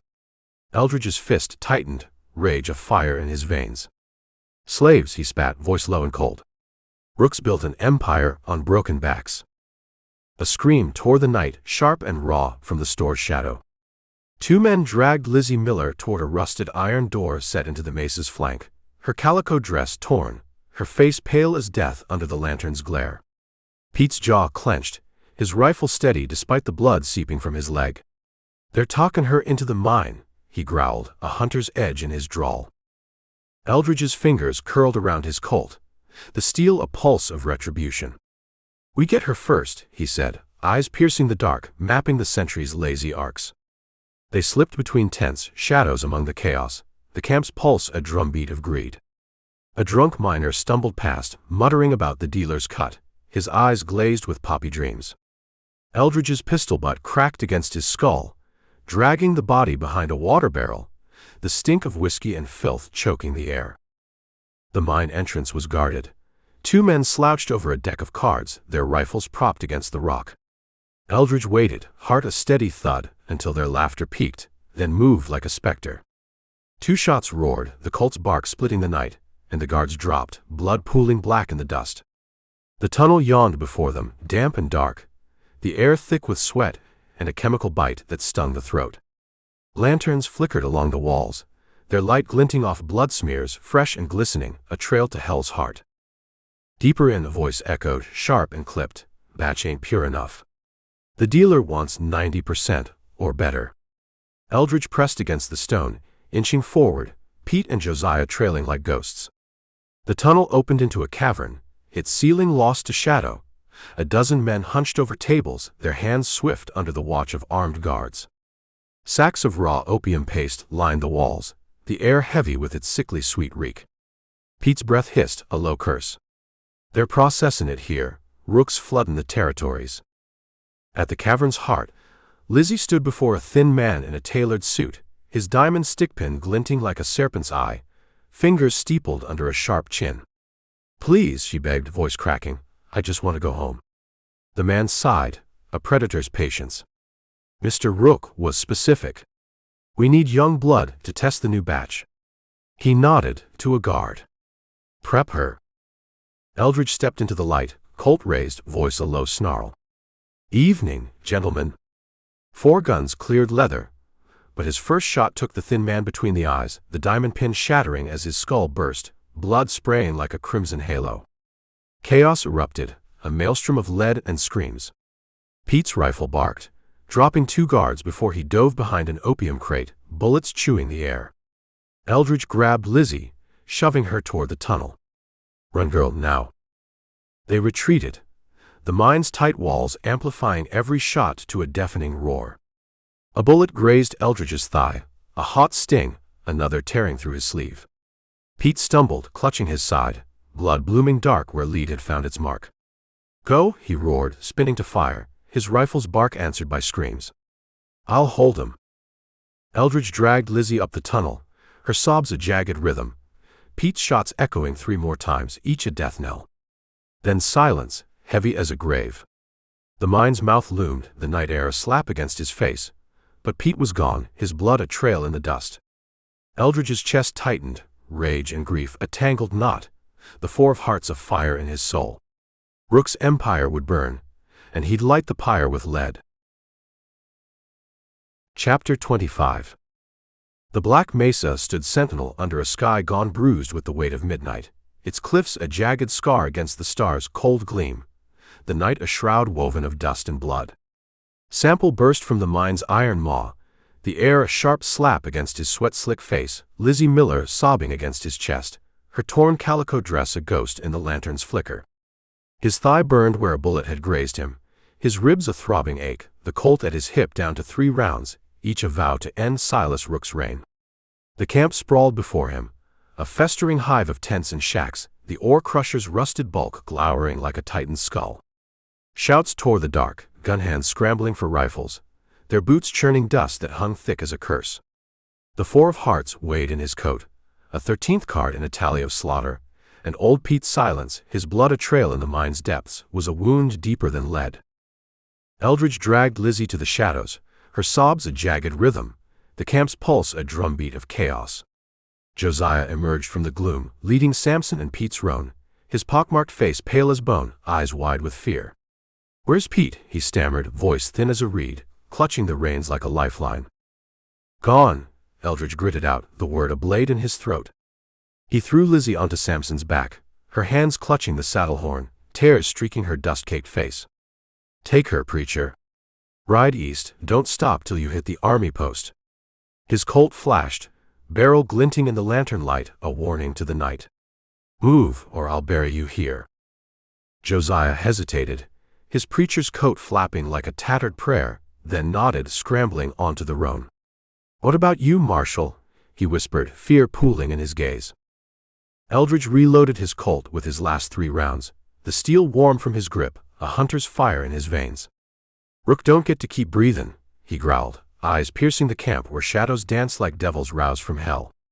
A bullet kicked dirt near his boots, a rifle's bark splitting the night, and Josiah spurred the horses, Samson's hooves pounding east, Lizzie's cry fading into the wind's mournful howl. The camp erupted, a dozen gun hands rounding the company store, their rifles spitting lead, lanterns swinging wild in the chaos. Eldridge dove behind a water trough, wood splintering as bullets chewed the air, his thigh wound a hot sting, blood seeping into his boot. His mind was cold, sharp as a blade's edge, counting enemies, 10 still standing, their shouts a cacophony of greed and rage. He was outgunned, wounded, low on lead, but men like Rook always kept a back door, and Eldridge would find it with blood. He fired, the Colt's roar a thunderclap, and the first man dropped, a hole between his eyes, blood spraying dark in the dust. The second took 2 rounds to the chest, staggering back with a gurgle, his rifle clattering to the earth. Eldridge moved, a lean shadow dodging lead, weaving through tents toward the store's rear. The camp's stink, opium, sweat, and gunpowder, a devil's breath in his lungs.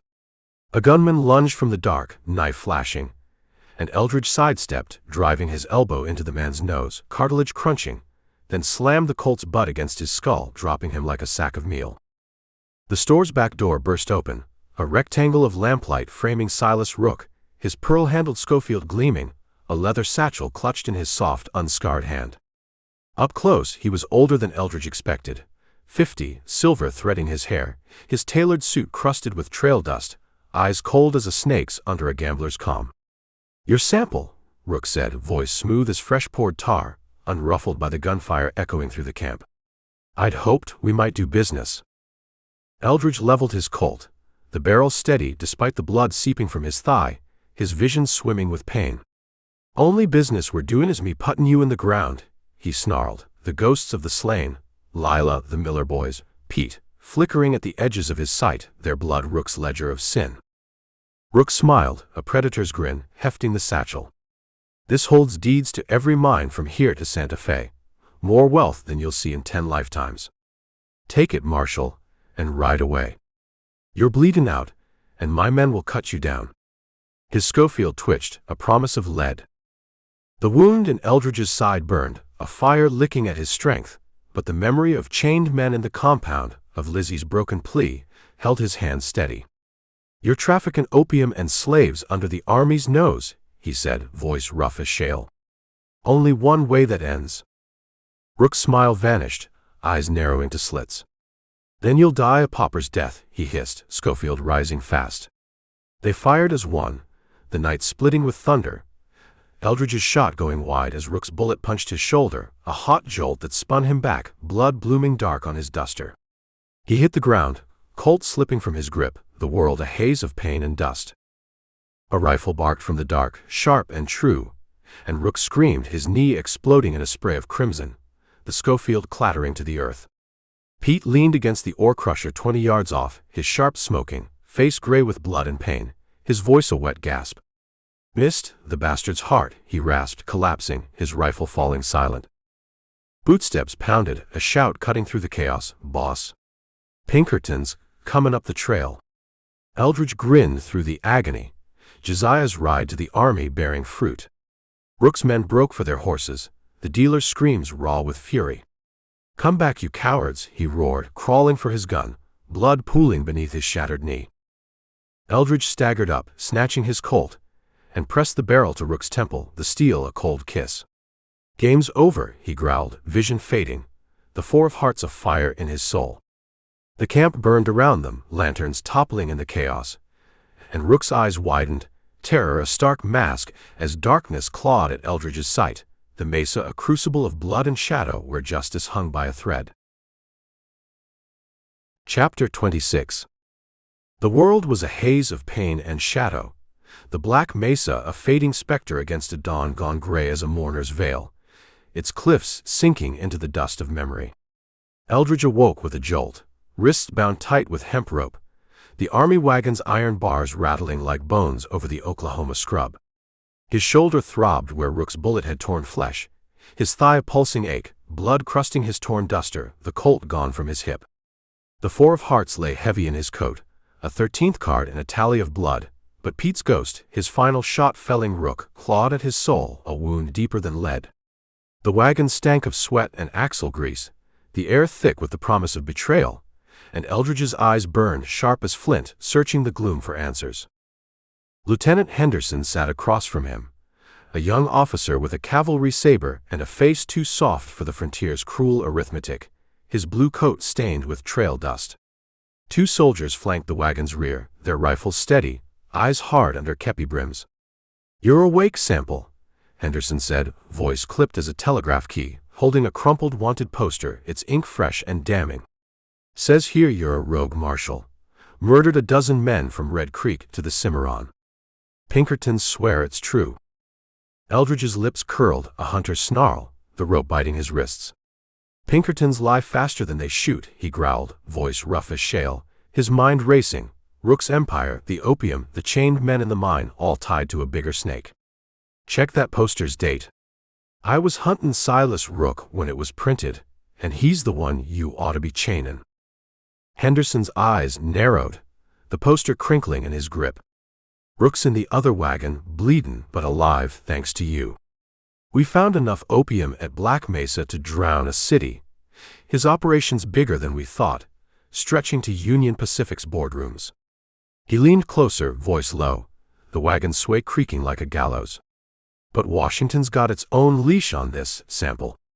Men like Lyman Sturgis pull strings you can't cut." The name hit like a bullet. Sturgis, Union Pacific's vice president, a shadow behind Rook's blood money. Eldridge's chest tightened, rage of fire in his veins, the ghosts of the slain, Lila, the Miller boys, Pete, flickering in the wagon's dim light. "Sturgis," he muttered, the word a curse. "He's the head of this snake, ain't he?" Before Henderson could answer, a rifle cracked, sharp and sudden, the lead wagon's driver slumping, blood spraying the reins. Horses screamed, the convoy lurching as bullets tore through the dawn, a half-dozen riders bursting from the scrub, their dusters flapping like vultures' wings. "Pinkertons," a soldier roared, his rifle barking, but a shot took him in the throat, his body tumbling into the dust. Henderson drew his saber, shouting orders, the wagon tipping as a wheel splintered under fire. Eldridge rolled to the floor, rope searing his wrists, and kicked the soldier clutching his rifle, the man's head cracking against the bars. He snatched the weapon, a Springfield, heavy and unfamiliar, and fired through the bars, dropping a rider whose horse screamed, hooves churning the earth. The wagon rocked, Henderson slashing at a Pinkerton climbing the side, blood arcing as the saber bit flesh. "Cut me loose," Eldridge bellowed, tossing the rifle to Henderson, who hesitated, then sawed the ropes with a quick slash, freeing his hands. Eldridge dove into the chaos, the scrub a maze of thorn and stone, bullets kicking dirt at his boots. His shoulders screamed, blood seeping fresh, but he moved like a wolf, snatching a dead soldier's revolver, a Navy Colt, 6 rounds loaded. The Pinkertons were relentless, their shots precise, aiming for the wagon holding Rook, their master's loose tongue a threat to Sturgis' empire. Eldridge spotted their leader, a gaunt man with a scarred lip and a Sharp's carbine, Vance, the Pinkerton who dogged him since Miller's burning ruin. Vance fired, the shot grazing Eldridge's neck, a hot sting, and he returned fire, the Colt's roar splitting the dawn, clipping Vance's arm. The Pinkerton cursed, retreating behind a boulder, his men closing ranks, their rifles a wall of lead. Henderson fought beside him, saber flashing, a soldier's grit in his eyes, but the odds were grim. 3 against 6, Rook's wagon a burning wreck, the dealer's screams lost to the gunfire's thunder. Eldridge lunged, tackling Vance as he reloaded, the Sharps clattering to the dirt. They grappled, dust choking their lungs, Eldridge's fist smashing Vance's jaw, blood and teeth flying. "Who's paying you?" He snarled, pinning the man's throat, the Colt's barrel pressed to his scarred lip. "Sturgis? Speak, or I paint the scrub with your brains." Vance spat blood, eyes cold as a snake's. "Sturgis owns half the territory," he rasped, voice a wet hiss. "Rook's just the middleman. Kill him, and you're still a dead man walkin'." Eldridge's grip tightened, rage afire in his soul, but Henderson shouted, "Sample, move!" A Pinkerton's rifle barked, the bullet punching Eldridge's side, a glancing blow that stole his breath. He staggered, vision swimming, and Vance slipped free, scrambling for his carbine. Henderson's saber flashed, taking the shooter's arm, blood spraying the scrub, but the Pinkertons rallied, their shots driving them back. Eldridge fired blind, the Colt's last round dropping a man, and collapsed behind a rock, blood pooling beneath him, the four of hearts await against his heart. Rook's wagon burned, the dealer's fate uncertain, but Vance's words echoed. Sturgis, the true snake, was still out there, and Eldridge would hunt him even if it cost his last breath. The scrub was a crucible of blood and shadow, the dawn a cold witness to betrayal, and Eldridge clung to life, a lone marshal in a land that offered no mercy, the ghosts of the slain his only guide. Chapter 27. The Oklahoma scrub stretched like a fevered dream under a noon sun gone merciless, its light a hammer on the earth, the horizon shimmering with heat and betrayal. Marshal Sample crouched behind a boulder scoured raw by wind and time, blood seeping from the fresh wound in his side, his shoulder a throbbing ache where Rook's bullet had bitten deep. His duster was torn, crusted with dust and gore. The Navy Colt scavenged from the ambush down to 2 rounds, each a promise of retribution.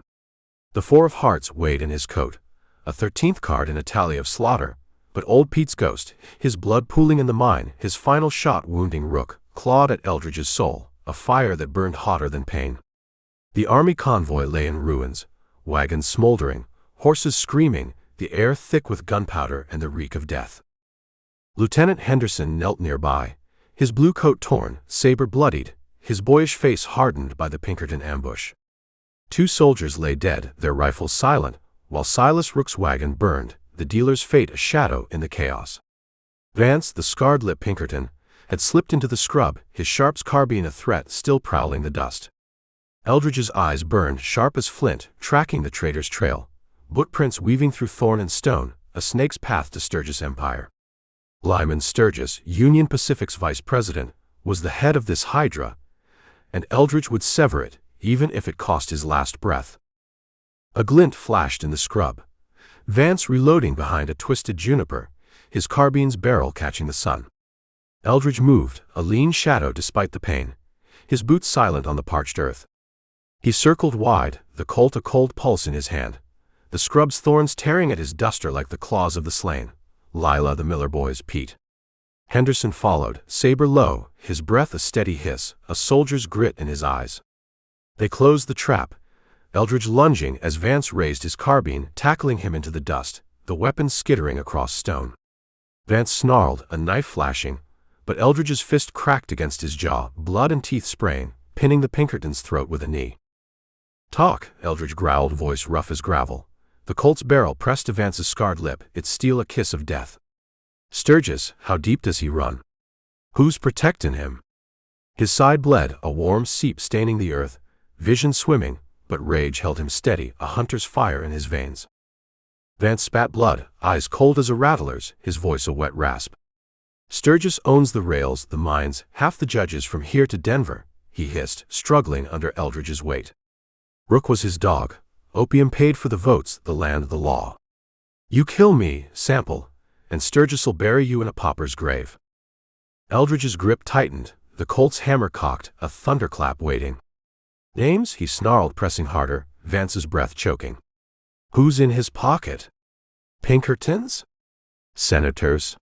Give me the ledger, or I carve it from your hide." Vance's eyes flickered, fear breaking through his defiance. "Judge Harlan in Fort Smith," he gasped. "Senator Wade, the Pinkerton chief in Chicago, they're all Sturgis men. Papers in my saddlebag, letters, bribes, proof." He coughed, blood flecking his lips. "Kill Sturgis and they'll hunt you to hell's edge." Eldridge eased the barrel back, his mind cold, sharp as a blade's edge. The courts were a snare, Fort Smith a den of vipers if Harlan was bought. Sturgis would slip free, Rook's empire rebuilt under a new name. The ghosts of the slain unavenged. He stood, dragging Vance to his feet, the Pinkertons' hands bound with his own belt. Henderson watched, saber lowered, his face pale, the weight of betrayal sinking deep. "What now, Sample?" he asked, voice unsteady. The convoy's wreckage a grim backdrop, burned canvas, scattered rifles, Rook's screams silenced by the flames. "We don't trust the courts," Eldridge said, voice low and cold as a winter creek. "Sturgis dies by my hand, not a gallows he can buy." He scanned the scrub, spotting the surviving soldier tending a wounded horse, and the smoldering wagon where Rook's empire had burned. "Get me to Flat Rock, Henderson. I'll draw Sturgis out, use Rook as bait." Henderson's jaw tightened, a soldier torn between duty and justice. "You're half dead, Sample," he said, gesturing to the blood pooling at Eldridge's boots. "And Pete, he's—" His voice broke, eyes flicking to the distance where a soldier had found Pete's body, dragged from the mine by some miracle, his chest rising faintly, blood soaking the earth. Eldridge staggered to Pete, kneeling beside the old hunter, his face gray as ash, breath a wet rattle. "You stubborn bastard," Eldridge muttered, gripping his hand. The Sharp's rifle still clutched in Pete's fingers, its barrel warm from the shot that felled Rook. Pete's eyes flickered, a ghost smile on his lips. "Get the snake," he rasped, blood bubbling, his grip slackening, life ebbing like a river run dry. Eldridge's chest tightened, grief a blade in his ribs. But he rose, the 4 of hearts of fire in his soul. "Load him in the wagon," he told Henderson, voice steady despite the pain. "He rides with us to Flat Rock. Sturgis'll answer for this, all of it." He shoved Vance toward the surviving horse, the Pinkertons' confession a map to the Hydra's heart, and mounted behind, the Colt a weight against his hip. The scrub was a crucible of blood and shadow, the sun a cold witness to a world gone rotten. And Eldridge rode on, a lone marshal in a land that offered no mercy, the ghosts of the slain his only guide. Sturgis' empire loomed, a titan built on opium and lies, and Eldridge would tear it down, even if it meant his own grave. The wagon creaked behind, Pete's breath a fading echo, Henderson's saber glinting like a promise, and the trail to Flat Rock stretched ahead, a path to reckoning paved with dust and blood. Chapter 28. The ghost town of Flat Rock crouched in the Oklahoma Badlands like a skeleton picked clean by time, its splintered saloons and sagging church a testament to dreams drowned in dust. The sun hung low, a blood-red eye glaring over the horizon, painting the scrub in hues of fire and shadow, the air thick with the tang of sage and betrayal. Eldridge Sample stood in the town's heart, his duster torn and blood-crusted, the wound in his side a pulsing ache, his shoulder raw where Rook's bullet had torn flesh. The Navy Colt at his hip held 4 rounds, scavenged from a dead Pinkerton, each a vow to end Lyman Sturgis' empire. The 4 of hearts weighed in his coat, a 13th card in a tally of slaughter, and old Pete's fading breath, his blood-soaked body hauled from the mine, burned in Eldridge's soul, a fire that drove him to this reckoning. Silas Rook knelt in the dust, hands bound, his tailored suit stained with blood and ash, his shattered knee a ruin from Pete's shot. His eyes, once cold as a snake's, darted with fear, the dealer reduced to bait in a trap set for a bigger beast. Eldridge had sent word through a captured Pinkerton, a whispered lie that Rook lived and would talk, luring Sturgis to Flat Rock to silence his dog. The church tower loomed, its bell long stolen, and Pete lay within, his Sharp's rifle propped on the sill, his face gray as death, breath a wet rattle. "I'll cover you," he'd rasped, blood flecking his lips, refusing the wagon's safety, his hunter's heart unbroken. Lieutenant Henderson waited in the scrub with the surviving soldier, their rifles hidden, ready to flank when Sturgis showed. Eldridge stood alone in the street, the wind moaning through broken shutters, dust swirling like a ghost dance. His eyes burned, sharp as flint, scanning the ridge where the trail snaked down. The ghosts of the slain, Lila, the Miller boys, Lizzie, flickering in the heat's shimmer, their blood a ledger Sturgis would pay in full. Hooves thundered, a dozen riders cresting the ridge, dust billowing like a storm's edge. Sturgis rode at their head, a broad man in a black frock coat, his mustache silvered, eyes hard as quartz under a wide-brimmed hat. 10 gun hands flanked him, hired killers with lean faces and rifles slung low, their horses snorting steam in the cooling air. Eldridge's hand rested on the Colt, steady despite the blood seeping from his side, his voice a low snarl. "Sturgis," he called, the word a challenge, "you come to bury your dog." Sturgis reined up 50 yards off, his gaze flicking to Rook, then Eldridge, a predator weighing his prey. "Sample," he said, voice smooth as oiled leather, "you're a dead man planted justice. Walk away, and I'll let you limp to Mexico." His hand hovered near a pearl-handled revolver, the gun hands spreading out, their rifles rising. Eldridge spat, dust staining his boots, the 4 of hearts afire in his veins. "You built an empire on opium and slaves," he growled, nodding to Rook, who flinched under his stare. "Your Pinkertons framed me, but Vance talked. I got letters, names, Harlan Wade, your whole rotten crew. Step down, or I paint this street red."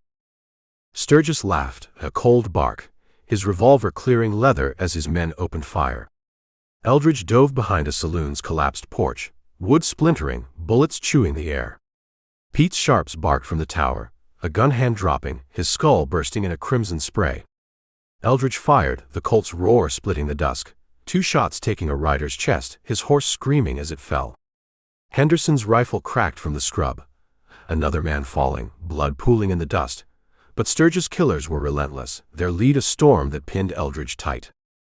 He moved, a lean shadow weaving through the ruins, his side bleeding fresh, vision swimming. A gun hand lunged from an alley, knife flashing, and Eldridge sidestepped, slamming the Colt's barrel against his temple, the man crumpling like a broken doll. Pete's rifle barked again, dropping another, but a bullet grazed Eldridge's arm, a hot sting, and he stumbled, the Colt slipping from his grip. Sturgis charged, revolver blazing, and Eldridge tackled him from his horse, both men hitting the dust, fists and blood flying. Eldridge pinned Sturgis, knee on his chest, wrenching the pearl-handled gun free and pressing it to his throat. "Confess," he snarled, voice rough as shale, the ghost of the slain roaring in his ears. "Your network, your bribes, speak, or I end you now."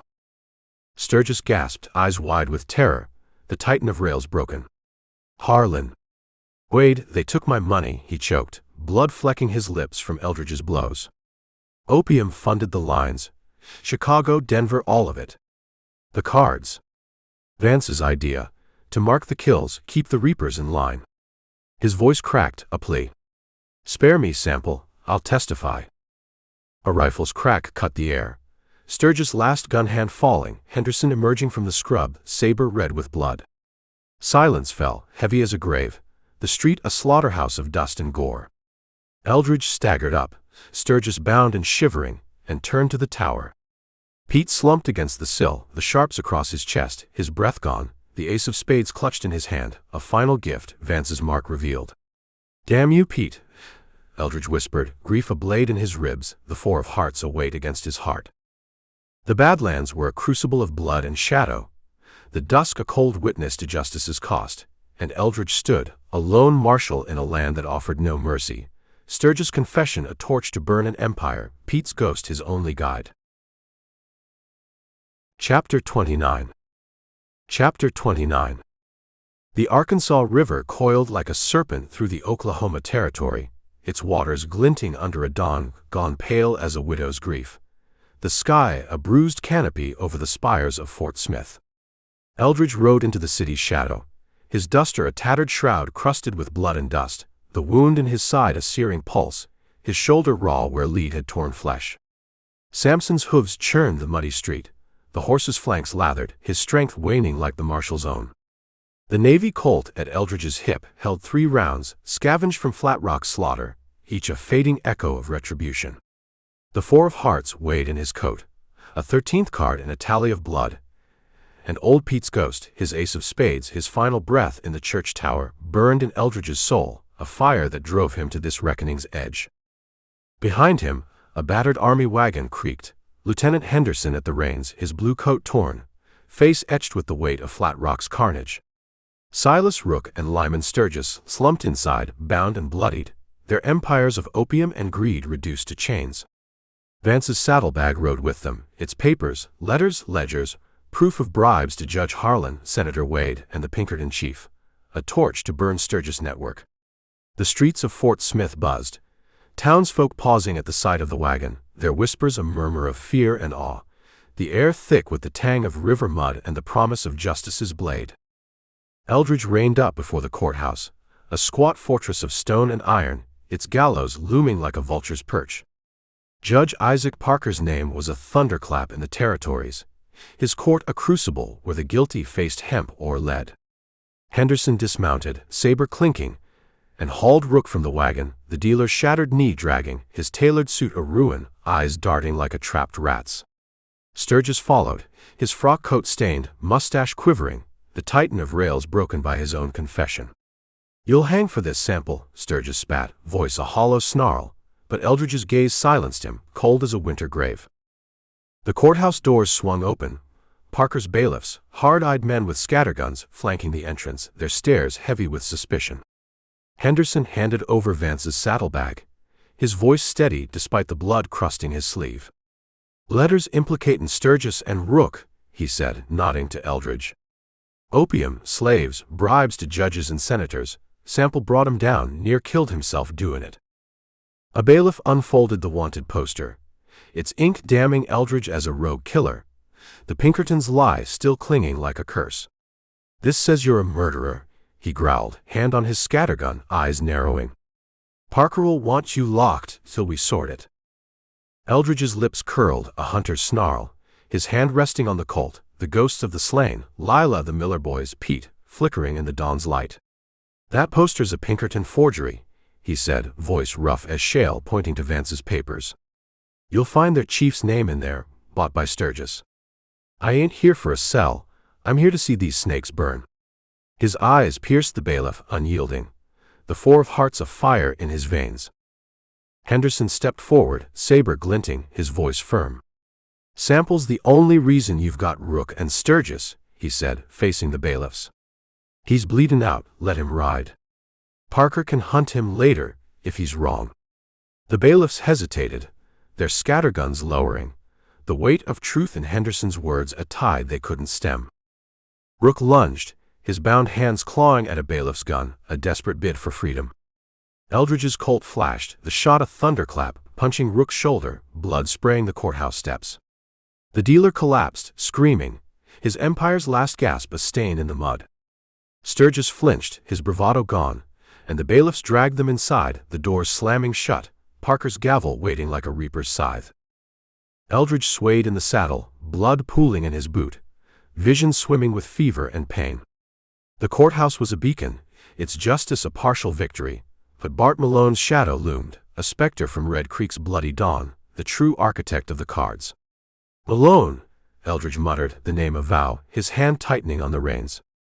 Henderson approached, offering a canteen, his eyes heavy with respect and regret. "You can't keep riding, Sample," he said, voice low.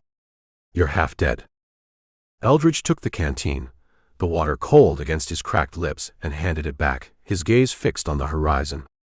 "Malone's out there," he growled, spurring Samson, the horse's stride faltering but resolute. "I ain't done till he's dust." He rode west, the courthouse shrinking behind, the river's glint a fading promise, Fort Smith's justice a weight he'd leave to others. The Badlands stretched ahead, a crucible of thorn and stone, the dawn a cold witness to a hunter's obsession. Eldridge's wounds bled, his strength ebbing like a river run dry, but the 4 of hearts burned in his soul, a guide to Malone's trail. Pete's ghost rode with him, the ace of spades a silent vow, and the ghosts of the slain, Lila, Lizzie, the Miller boys, whispered in the wind, their blood a ledger only Malone could close. Fort Smith's gallows would claim Rook and Sturgis, but Eldridge's war was unfinished, a lone marshal in a land that offered no mercy, the horizon a path to reckoning paved with dust and blood. Chapter 30. The Oklahoma wilderness stretched like a fevered wound under a sky gone black as a preacher's sin, its stars cold pinpricks in a shroud torn by the wind's mournful howl. Eldridge Sample swayed in Samson's saddle, the horse's hooves dragging through scrub and stone, each step a labored echo of a hunter's fading strength. Fever burned in Eldridge's veins, his side a pulsing agony where blood seeped from a wound gone sour, his shoulder raw, the duster a tattered relic crusted with dust and gore. The Navy Colt at his hip held 1 round, a final vow of retribution, the 4 of hearts a weight in his coat, a 13th card in a tally of blood. Old Pete's ghost, his ace of spades, his breath stilled in Flat Rock's tower, clawed at Eldridge's soul, a fire that drove him through the haze, chasing Bart Malone, the specter of Red Creek's bloody dawn. The trail had led here, a desolate canyon where cliffs reared like the jaws of some ancient beast, their shadows pooling deep in the moonlight's silver glare. Eldridge's vision swam, fever painting ghosts in the dark, Lila's slashed throat, the Miller boys swinging, Pete's gray face, each a debt Malone would pay. Tracks marked the dust, fresh and deliberate, a killer's taunt leading to a clearing where a lone figure stood, his silhouette lean and lethal, a black duster flapping like a raven's wings. Bart Malone, the fastest gun in the territories, his eyes glinting like polished steel, a Schofield revolver low at his hip, the source of the cards that marked a trail of slaughter. "You're a stubborn bastard, Sample," Malone drawled, voice smooth as a snake's hiss, his hand hovering, fingers twitching with a killer's itch. "Thought you'd bleed out before you found me." The wind carried the tang of sage and iron, the canyon a crucible of blood and shadow, the moonlight glinting off the two of spades tucked in his hatband, a mocking trophy. Eldridge dismounted, Samson snorting, his legs buckling as he hit the earth, the Colt a cold pulse in his trembling hand. Fever blurred the world, but his eyes burned sharp as flint, locked on Malone's grin. "You started this," he growled, voice rough as shale, the ghosts of the slain roaring in his ears. "The cards, the killings, Lila, the Millers, all of 'em. Ends here, Malone." His side bled, a warm seep staining the dust, but the Four of Hearts was a fire in his soul, a vow to close the ledger. Malone laughed, a cold bark, stepping forward, his Schofield a glint of death. "You're half dead, Sample," he said, eyes narrowing to slits. "I'm lightning, you're a broken mule. Draw, and I'll bury you where you stand." The canyon's walls loomed, a silent jury, the wind a dirge for the doomed. Eldridge's hand tightened on the Colt, fever shaking his bones, his reflexes dulled by blood and pain. They stood 10 paces apart, the clearing a killing ground, the moonlight a cold witness. Malone's hand blurred, the Schofield flashing like a comet's arc, its roar splitting the night. Eldridge drew, the Colt bucking, his shot a desperate prayer guided by chance more than skill. Lead tore through his duster, grazing his ribs, a hot sting that stole his breath, but his bullet found its mark, punching Malone's chest, blood spraying dark as the two of spades fell from his hat, fluttering to the dust. Malone staggered, eyes wide with shock, the Schofield slipping from his grip, his knees buckling as he hit the earth, breath a wet gasp. "Damn you," he choked, blood bubbling, his hand clawing at the card, life ebbing like a river run dry. Eldridge swayed, the Colt falling, his vision blackening, fever and blood dragging him to the abyss. He collapsed beside Malone, the canyon spinning, the ghosts of the slain silent at last, their ledger closed in a pool of crimson and dust. Hours passed, or days, the world a haze of pain and shadow. Eldridge woke to the sun's glare, his body a wreck, Samson nuzzling his side, the horse's loyalty a tether to life. Malone lay dead, eyes staring at the sky, the two of spades crumpled in his hand. Eldridge crawled to his saddlebag, fever burning, and found a crumpled paper slipped inside. A new wanted poster fresh as Fort Smith's ink, naming him a murderer, the Pinkertons' lies reborn. A name scrawled on the back, Ezra Creed, a killer tied to Sturgis Shadow, last of the Reapers. "Another hunt," Eldridge muttered, voice a broken whisper, the Four of Hearts a weight against his heart. He hauled himself onto Samson, blood seeping, the canyon a grave he'd leave behind. The poster was a taunt, a new trail to follow, Creed's name a spark in the dark. Eldridge's fate hung uncertain, his strength fading, but the ghosts, Pete, Lila, the Millers, rode with him, their blood a vow unbroken. The wilderness stretched ahead, a crucible of thorn and stone, the sun a cold witness to a hunter's obsession, and Eldridge rode on, a lone marshal in a land that offered no mercy, the horizon a path to reckoning paved with dust and blood. The adventures continue. Can I send you Wrangler, a wild western adventure for free? You can listen to 55 full-length complete western audiobooks on YouTube.